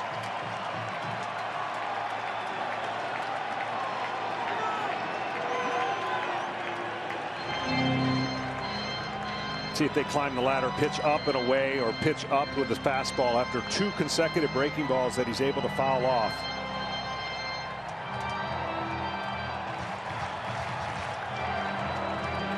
First runner in scoring position for the D-backs since the 3rd. Another 2-2. Thomas has worked it full. Longoria's on deck.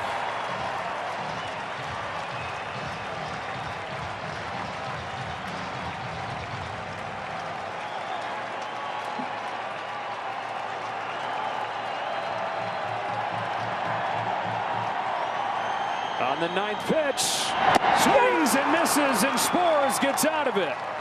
Stranding Pham at second.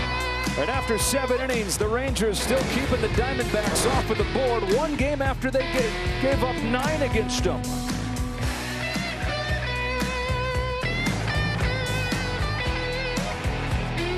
Customize your home feed with your favorite postseason team. Watch daily recaps, get personalized stats, highlights, and breaking news every day on the MLB app. Download it today. Close to a full moon here in Phoenix as Marcus Semien leads off and takes ball 1 from Luis Frias. The top of the order here for the Rangers against Frias, who has faced 16 batters in this postseason and given up just 1 hit. Flying under the radar. Doing good work and flaming a fastball to the corner to even the count 1-1. Yeah, good arm, and certainly, again, game well within reach. 2 innings to go. And if you're Torey Lovullo, you've gotten everything you thought you could get out of your pitching staff. Your offense, you didn't think this is what you were going to get. So offensively, 2 innings to wake up. For the Rangers, they'd love to add on. Ground ball up the middle. Marte to get Semien. 1 gone, top of the 8th. Got some baseball royalty in the house tonight. Flying Hawaiian Shane Victorino with CC and Albert Pujols. Aaron Judge, winner of the Clemente Award, was honored before the game. Joe Torre in attendance. Joe, one of the mentors to Torey Lovullo. George Brett here as well. John Smoltz is here too. I'm here and enjoying this World Series. Well, it's been fun. There's graphic proof. We wouldn't put it on there if you weren't here. Seager takes a strike on the outside corner. It's 1-1. Still get the sense, John, that in this series there's going to be some chaotic twists and turns, maybe even in this game. It's these 2 teams that have kind of built an identity off of nothing phasing them. That's the thing. You know, it's hard to describe to people, like, how do you describe the Texas Rangers? And you know what I say? They got the it factor. Well, what is it? It's something special in their clubhouse that's manifested by their manager. Same thing for the Arizona Diamondbacks, but more of an underdog. Seager down on strikes. 2 away. The Texas Rangers were kind of built to be here. The Diamondbacks were a work in progress, and that work in progress gained confidence with their management and the culture that they created here. And so they don't think at any point they're out of a game, out of a series, and they're playing off that mindset of we're underdogs. No one gives us a chance. Arizona hadn't been to the playoffs in 6 years. They were historically bad just 2 years ago. They lost 110 games in 2021 as Garcia takes ball 1. Now, the 110 losses in 2021, that was the worst in the National League in almost 2 decades. And they're in the World Series 2 years after that. Here's a high drive to center field by Garcia, who's wincing as he goes up along first. And you hope that's nothing, but Garcia looks to be in some pain as he flies out to center field and finishes off a 1-2-3-8.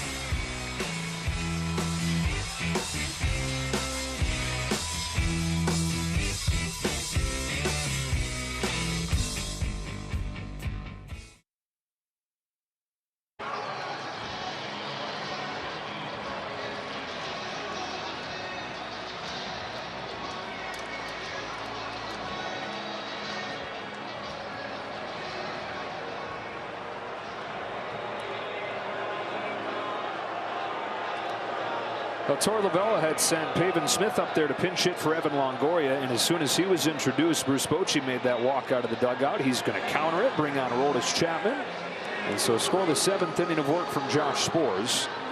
4 scoreless innings from this Texas bullpen, and now Chapman coming in for the 8th.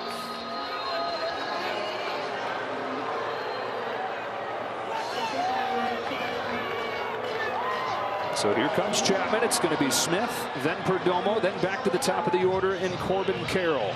The Rangers bullpen becoming a story in this World Series, and Chapman trying to keep the good vibes rolling.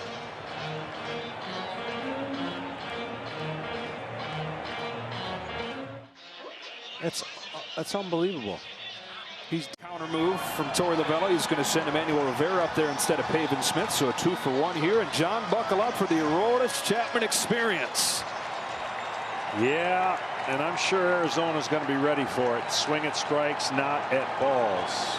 First outing of the World Series for Chapman, and there have been a lot of balls. 1 ball, no strikes on Rivera.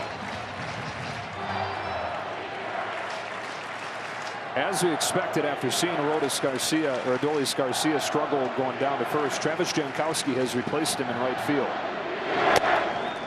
On the corner, 1 ball, 1 strike. So Jankowski can put into the 3 spot in the order.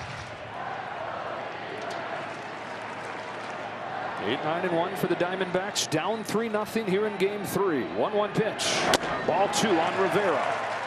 Came off of the bench in game 2. Had a walk and a 2-run single after he didn't play over the first 2 rounds. Started a few games in the championship series. Kind of an out of the middle of nowhere contributor in this postseason. On a 2-1. Rivera drives it down the line.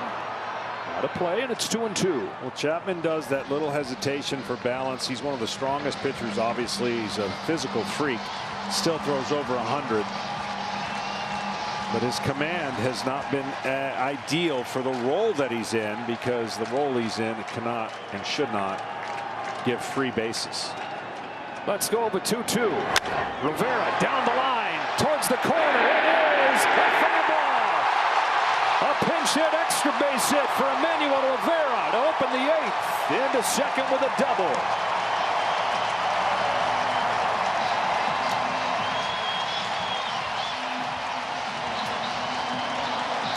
Well, a quick bat and not trying to pull Chapman is the key to getting success. And he uses Chapman's power, goes the other way, and slices it away from Jankowski. And I'm sure Bruce Bochy will get Leclerc going. And he doesn't really want to bring him into this situation. He's got to face 3 hitters, of course, does Chapman.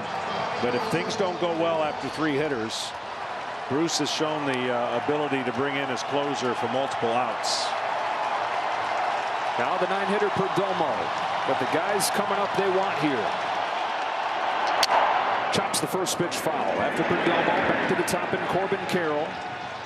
And you get to the point, to your point, John, that it has started to feel like Bruce Bochy would rather not bring Chapman into the game. It's just you only got so many options. He would love to have Leclerc as soon as he could. Let's go down and check in with Ken Rosenthal. Joe, Adolis Garcia left the game with left side tightness. He was sort of doubled over in the tunnel next to the clubhouse. We'll have to see how he is afterward.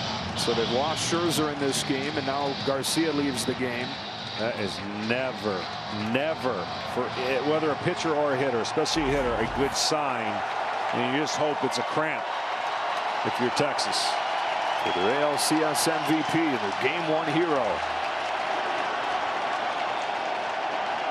Gerardo Perdomo takes high. 1 ball, 1 strike.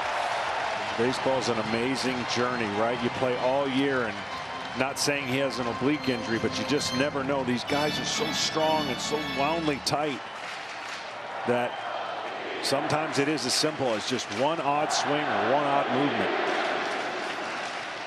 Here's the 1-1. Taken low, ball 2. This is one of the most patient guys in baseball. That patience has led to this breakout season for the 24-year-old out of the Dominican Republic.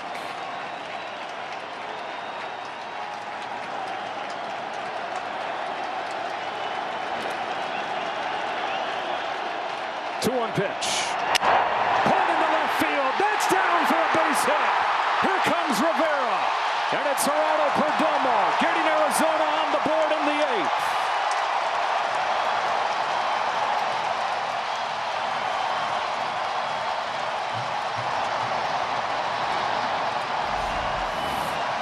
Got enough of it. Broke his bat the first time and jammed him the second time. May have broke it again. Wow. But he got in there and got enough of it to get a big base hit. Mike Hazen, the general manager. And that D-backs dugout, which has watched this so many times this year. Their team has found a way to make some noise late.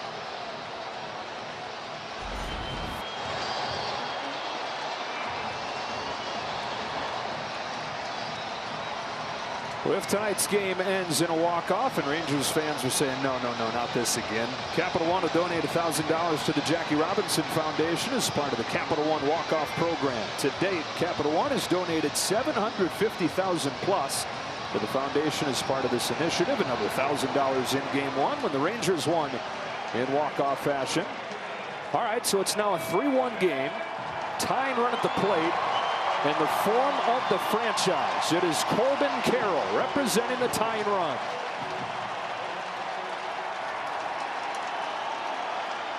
Well, the bigger the game, the biggest the games. In game 7, he came through with some unbelievable at-bats.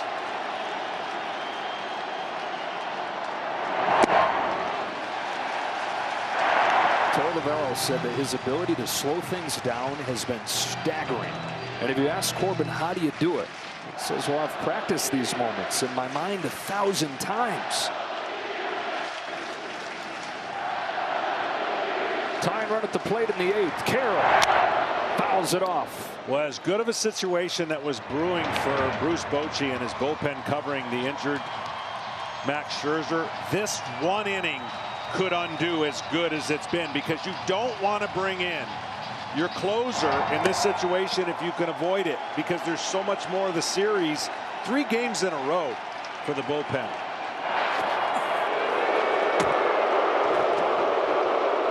Perdomo has stolen a base in both games in this series. Arizona has not tried a stolen base tonight. He's not had a whole lot of traffic.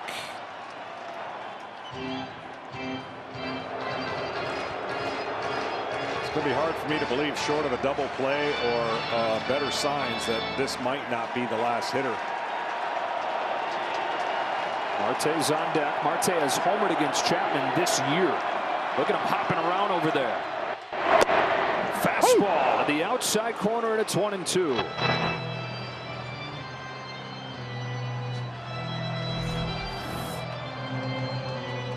Just in the nick of time again. The bottom of the order has created this little chaos here in the 8th. A double, a single, and now one swing away from tying the game.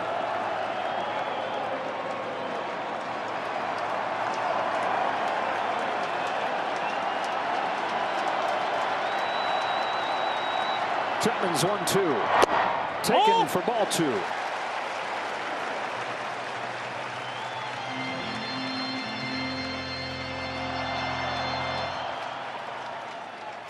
Corbin Carroll bursting with speed and pop and excitement.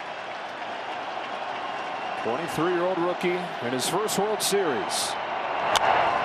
Stays alive at 2-2. 25 home runs this year. He's going to win Rookie of the Year. Runaway winner of it. It was his arrival that's jolted these Diamondbacks back into the picture. But who saw this coming? Who saw the World Series in his rookie year?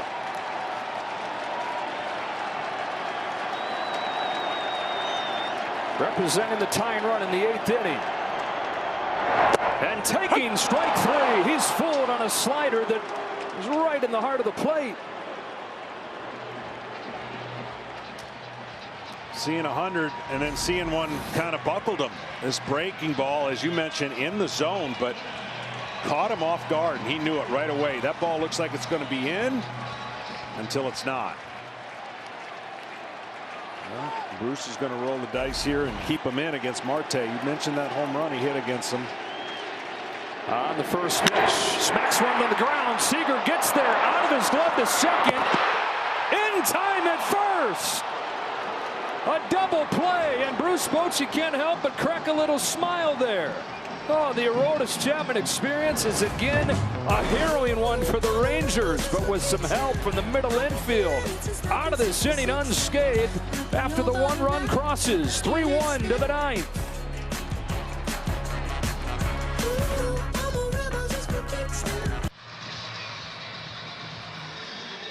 Well, the Diamondbacks did challenge the call, both at second and at first, but both of those confirmed. The double play stands, just the 1-run crosses.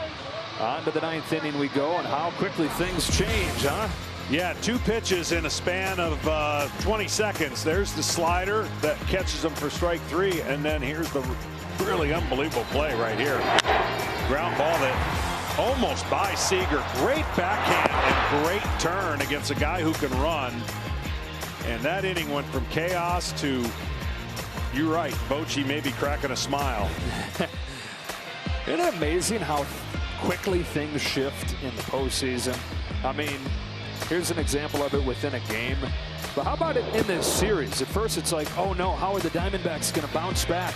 And then they do, and it's, oh no, how do the Rangers win with this offense that's so home run reliant? Well, now here we are in game 3, and the Rangers are in front 3-1, trying to take the lead in the series once again. Luis Frias is going to stay on the mound for the Arizona Diamondbacks. The pitch, hit, and run is the free official MLB skills competition for baseball and softball players ages 7 to 14. You can host a local competition next year and give the kids a chance to make it to the national finals at the World Series. Go to pitchhitrun.com. Middle of the Rangers lineup coming up, and Rivera, after his pinch hit double, led to the first run of the game for the Diamondbacks. He stays in at third. And as you look ahead to the bottom of the 9th inning, 3, 4, and 5, it's Moreno, Walker, and Pham. And I'll tell you what, this young man's role just went way up. They moved him in the batting order, of course, and he's come up with 2 hits. But, I mean, it would take, again, I don't like to assume, but let's just say that Garcia can't play tomorrow. And then you got to have Evan Carter be huge again. Carter, after finishing the regular season on a tear, hitting .307 in his 3 weeks in the major leagues, has upped that in the postseason. His average is at .333. Playing this postseason in a rocking chair, it seems like. Well, and that's what's so unusual, and you got to give the young man credit because he hasn't come out of himself, meaning he doesn't expand the zone. It's not something he says he practices all the time. But he's not eager to be the hero. And by not being eager to be the hero, he passes the baton on to the next guy in the order. And that's just incredible. 32%. He's got a 4-pitch walk to open this 9th inning.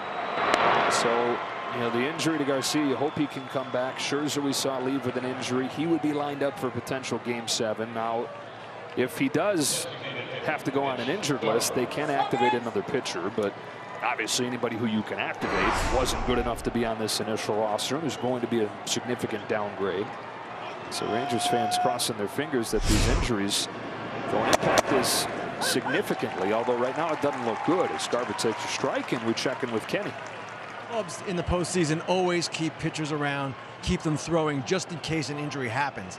The Rangers have 2 righties, Grant Anderson and Matt Bush, and 2 lefties, Brock Burke and Jake Latz. Now, obviously, none of them is a starter, none of them is Scherzer. Here's a deep drive to center field. Thomas is back at the wall. Alec Thomas has it.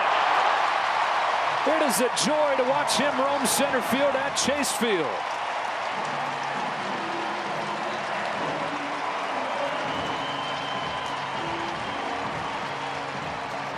What a play, and almost literally runs out of room. A couple years ago, this ball's way gone, and this ballpark's played a little bit smaller. The humidor has something to do with that. If you're not familiar with the humidor, that's where all the baseballs are kept at a perfect temperature to allow the elevation and everything to play neutral. And talking to some guys about center field, that's where the baseball goes to die now. They just appealed here at second to see if perhaps Carter had crossed second and then not hit it on his way back to first, but the appeal is unsuccessful. Yeah, this place, John, was right behind Coors Field when it came to the way the ball would fly. And actually, I think Torey Lovullo may now ask for these guys to get together and challenge this. Arizona is challenging the illegal touching at second base.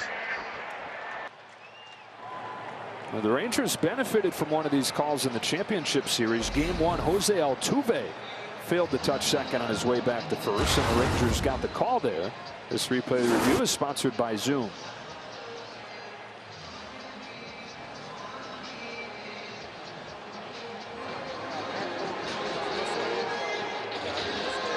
They burn up those challenges quickly as they get into the 9th inning.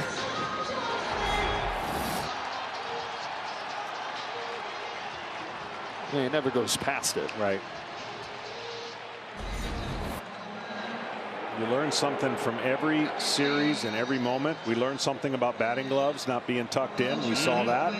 We learned something from that play with Altuve. The call is confirmed. The runner legally touched second base on the way back to first base. Arizona will lose their challenge. They have no challenges remaining in the game. You're fired up about that balk that wasn't a balk the other day. It was actually Frias who was on the mound. Yeah. Fired it over there to Walker, but because he stepped off. Yep.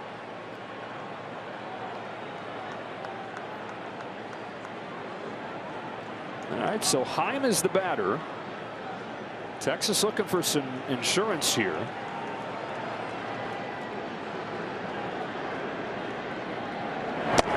That is a strike. And hey, you think back to game 1. Remember, Adolis Garcia made that great play in the top of the 9th inning to save insurance and set up their comeback. Arizona can hope that that play from Alec Thomas can keep them within range. And they can take advantage of it in the bottom of the 9th. They've got 3, 4, and 5 coming up. One of the best comeback teams in baseball all year.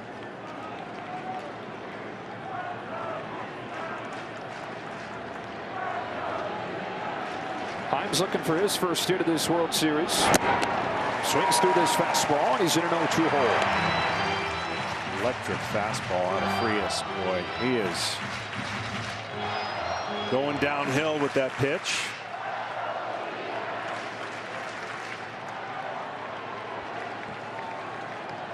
Carter off first. 0-2 from Frias.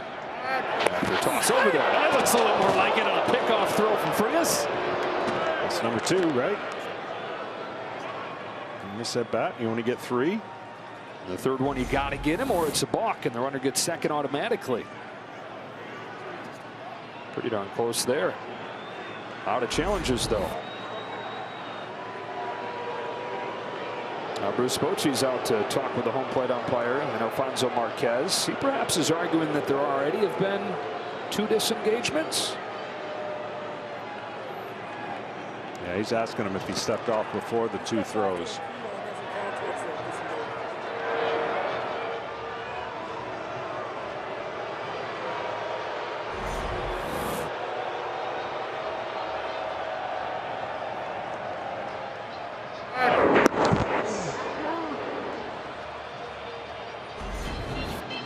Umpiring crew is going to get together here to discuss whatever it is Bruce Bochy brought to their attention. He thinks that there was possibly a step off before the 2 pickoff moves. That would be the 3rd pickoff move, and they're asking the umpires to check that, and they decided no.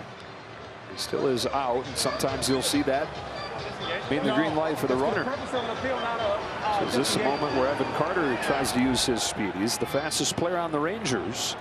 You've seen him steal a few in this postseason. The step off would have been on the appeal. So Okay. doesn't count when you do an appeal.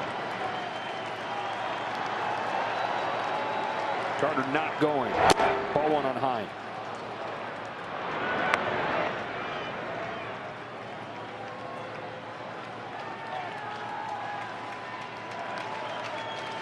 Texas trying to stay perfect on the road this postseason.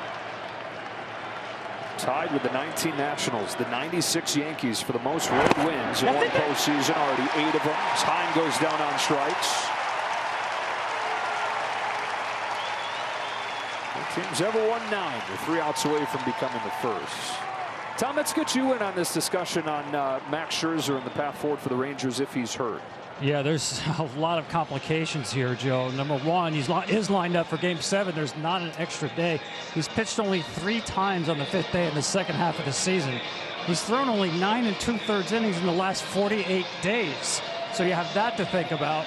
And remember, this is the only time in this series that teams will play 3 consecutive days, and they're already deep in their bullpen tonight. But, Joe, I'll leave it up to you to tell Max Scherzer that he's off the roster and not available for Game 7. I don't want it. No, me either. I'll pass that on to Boch. That can be his job. New pitcher coming in, 3-1 in the 9th.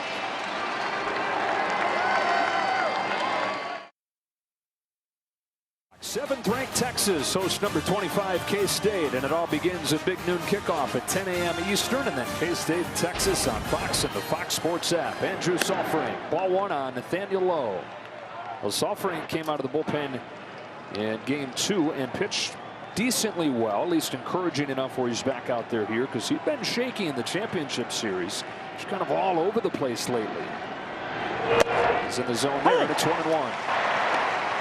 Yeah, that's not the ideal strikeout to walk ratio you want, 2 to 8. So that'll improve over time, and certainly they're hoping it improves right now. The guy that just made his big league debut in September. Ahead of Low, 1 and 2. 3, 4, and 5 coming up for the Diamondbacks in the bottom of the 9th.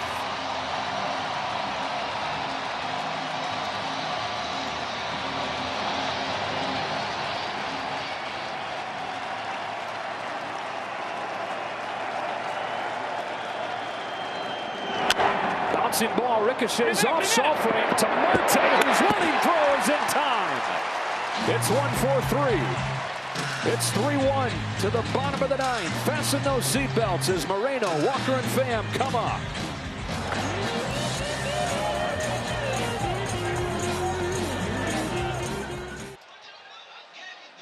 Baddest sluggers the game has ever seen passed away today at the age of 87.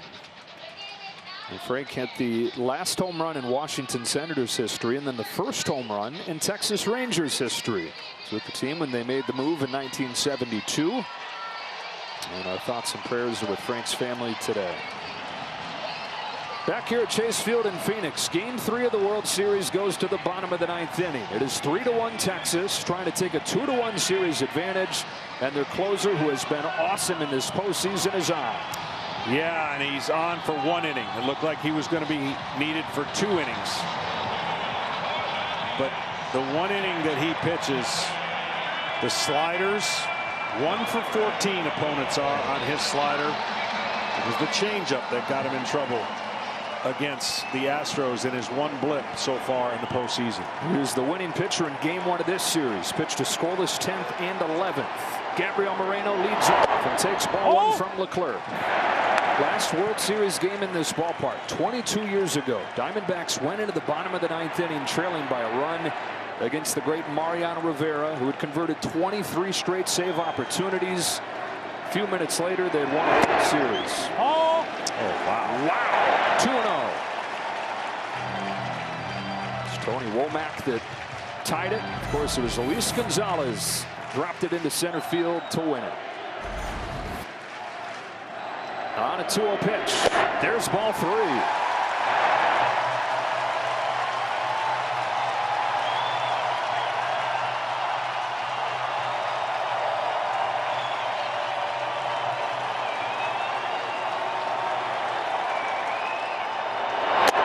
Strike 1. It was a walk that started the 9th inning of game 1 that led to the Seager game-tying homer. Yeah, there's no need to throw a slider here. You throw a fastball right down the middle, and you live with whatever happens. You must make him swing. Wow. It's a strike, and my goodness. I guess it evens out because he got a call that went his way for ball 2. Ball 4 was just called strike 2. And I'm surprised by both, right? I'm surprised by the slider call 3-1, up by 2, and then the call for a strike to get to strike 2. Whew. Man, oh man. They're testing out a challenge system in the minors, and the D-backs wish they had it right now. 3-2 pitch. Ground ball to third. Young's got it. 1 gone in the 9th instead of the leadoff walk. And the reason I said you got to throw a fastball right down the middle, as a closer, when you come into the game, 1 run, a home run does nothing, but a walk does everything. And we talked about the walks that have happened. And one of them was a tight pitch on the corner that was called a ball, and this one was well off the plate that was called a strike. So the hitter still had a chance, but it's psychologically, he knows he should be at first base, and he had to get ready to hit on a 3-2 pitch. That is a massive out for Leclerc, regardless of who's coming up next. But when you consider it's their leading home run hitter in Christian Walker, even more so. A strike on Walker, who has come to life the last few at-bats. Got a hit in the 9th inning of Game 2. Started this game with a double. Just one home run in the postseason after he hit 33 in the regular year. Cute foul, and it's 0-2. So the unfortunate thing is they'll focus just on that one and not on the other one, right? Because the 3-1 pitch goes to ball 4, but the 1-0 pitch goes to 2-0 too. So tough mentally on the hitter.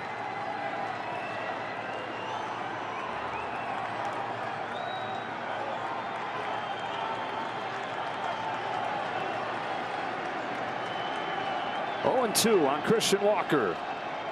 Jose Leclerc comes home, and a fastball left up there.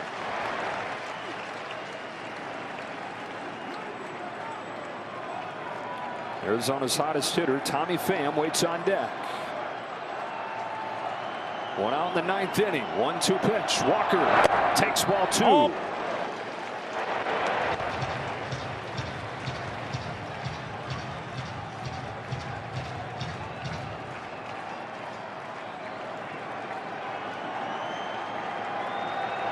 Leclerc throws. We'll do the 2-2 again. Diamondbacks in the top 5 in baseball and comeback wins during the regular season. Half of their wins in the postseason have been the come from behind variety. The answer backs, they've called them. Down to their last 2 outs. Another 2-2 to Christian Walker. Chased for strike 3 and 2 gone in the 9th.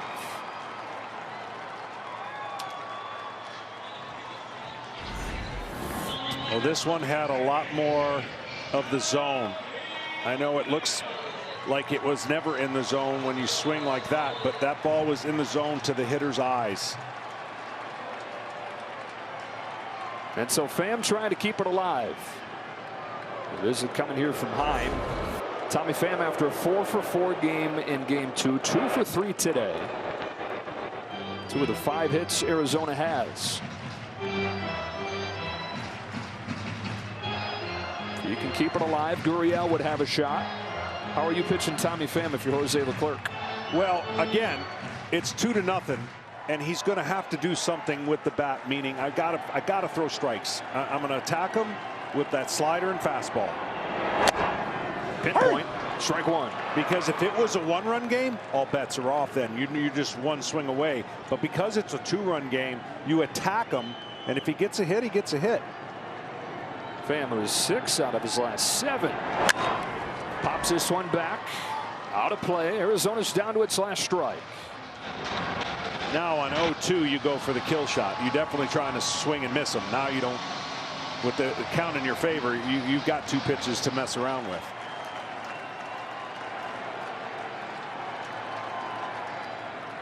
The 0-2 is in the dirt. With a quick pitch there. Pham didn't love it.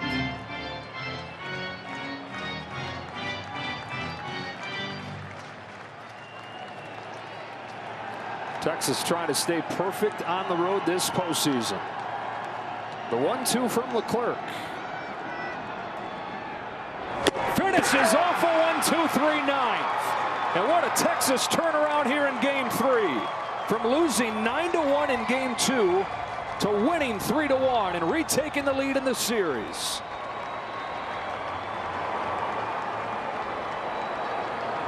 They did it again, John, with 1 big inning. They got 3 runs in the 3rd. That was all the offense they would need as the bullpen again becomes the story.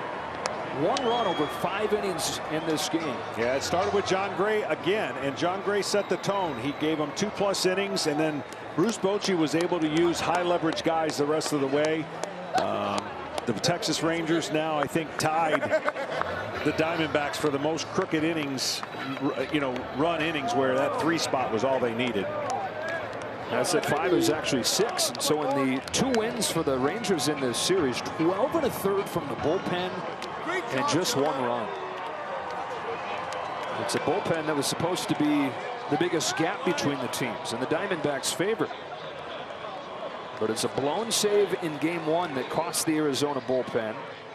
And it is the Rangers pen that carries the load in the Game 1 and the Game 3 wins. Yeah, and now what that does for Bruce Bochy, guarantees they go home, right? They had to win one game. They haven't lost on the road, but it also gives them the flexibility tomorrow with the guys he can choose to use, obviously not in a must-win situation, to reset everything for Game 5. So this win was bigger for Texas than the loss was for Arizona.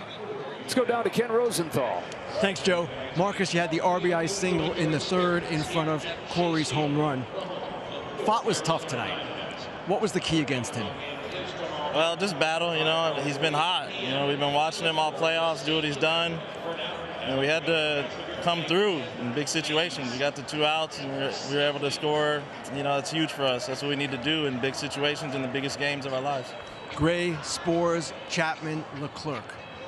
What can you say about the performance of your bullpen tonight? Well, great job by Max. I know it's tough. You know, John Gray was huge. You know, I faced him in the off days with the at-bats. I knew he was going to be good. Spores has been unbelievable. Chapman's grinding. He's got great stuff, and Leclerc did what he did. It's nice to have Leclerc doing what he's done. We didn't have that in the middle of the year, and now we do. Marcus, obviously you guys are pros. You're going to play through anything. But how difficult is it when you lose 2 players like Max Scherzer and Adolis Garcia in the middle of a game? It's tough. You know, we're a deep group. You know, we'll see what happens with both of those guys. You know, Adolis has been the heart and soul of our team. Hopefully it's nothing too bad, but we're a deep group. We got some guys who haven't been playing who are really good players too. Marcus, congratulations. Thank you very much. Joe, back to you. All right, Kenny, 3 innings from Gray, then Spores, then Chapman, then Leclerc, all with an inning and a piece to bail out the Rangers on a day where Scherzer lasts just 3 innings. Rangers lead this World Series 2-1, and you know who's got it on the other side. It's the boys with the post-game show to recap it all and set up Game 4.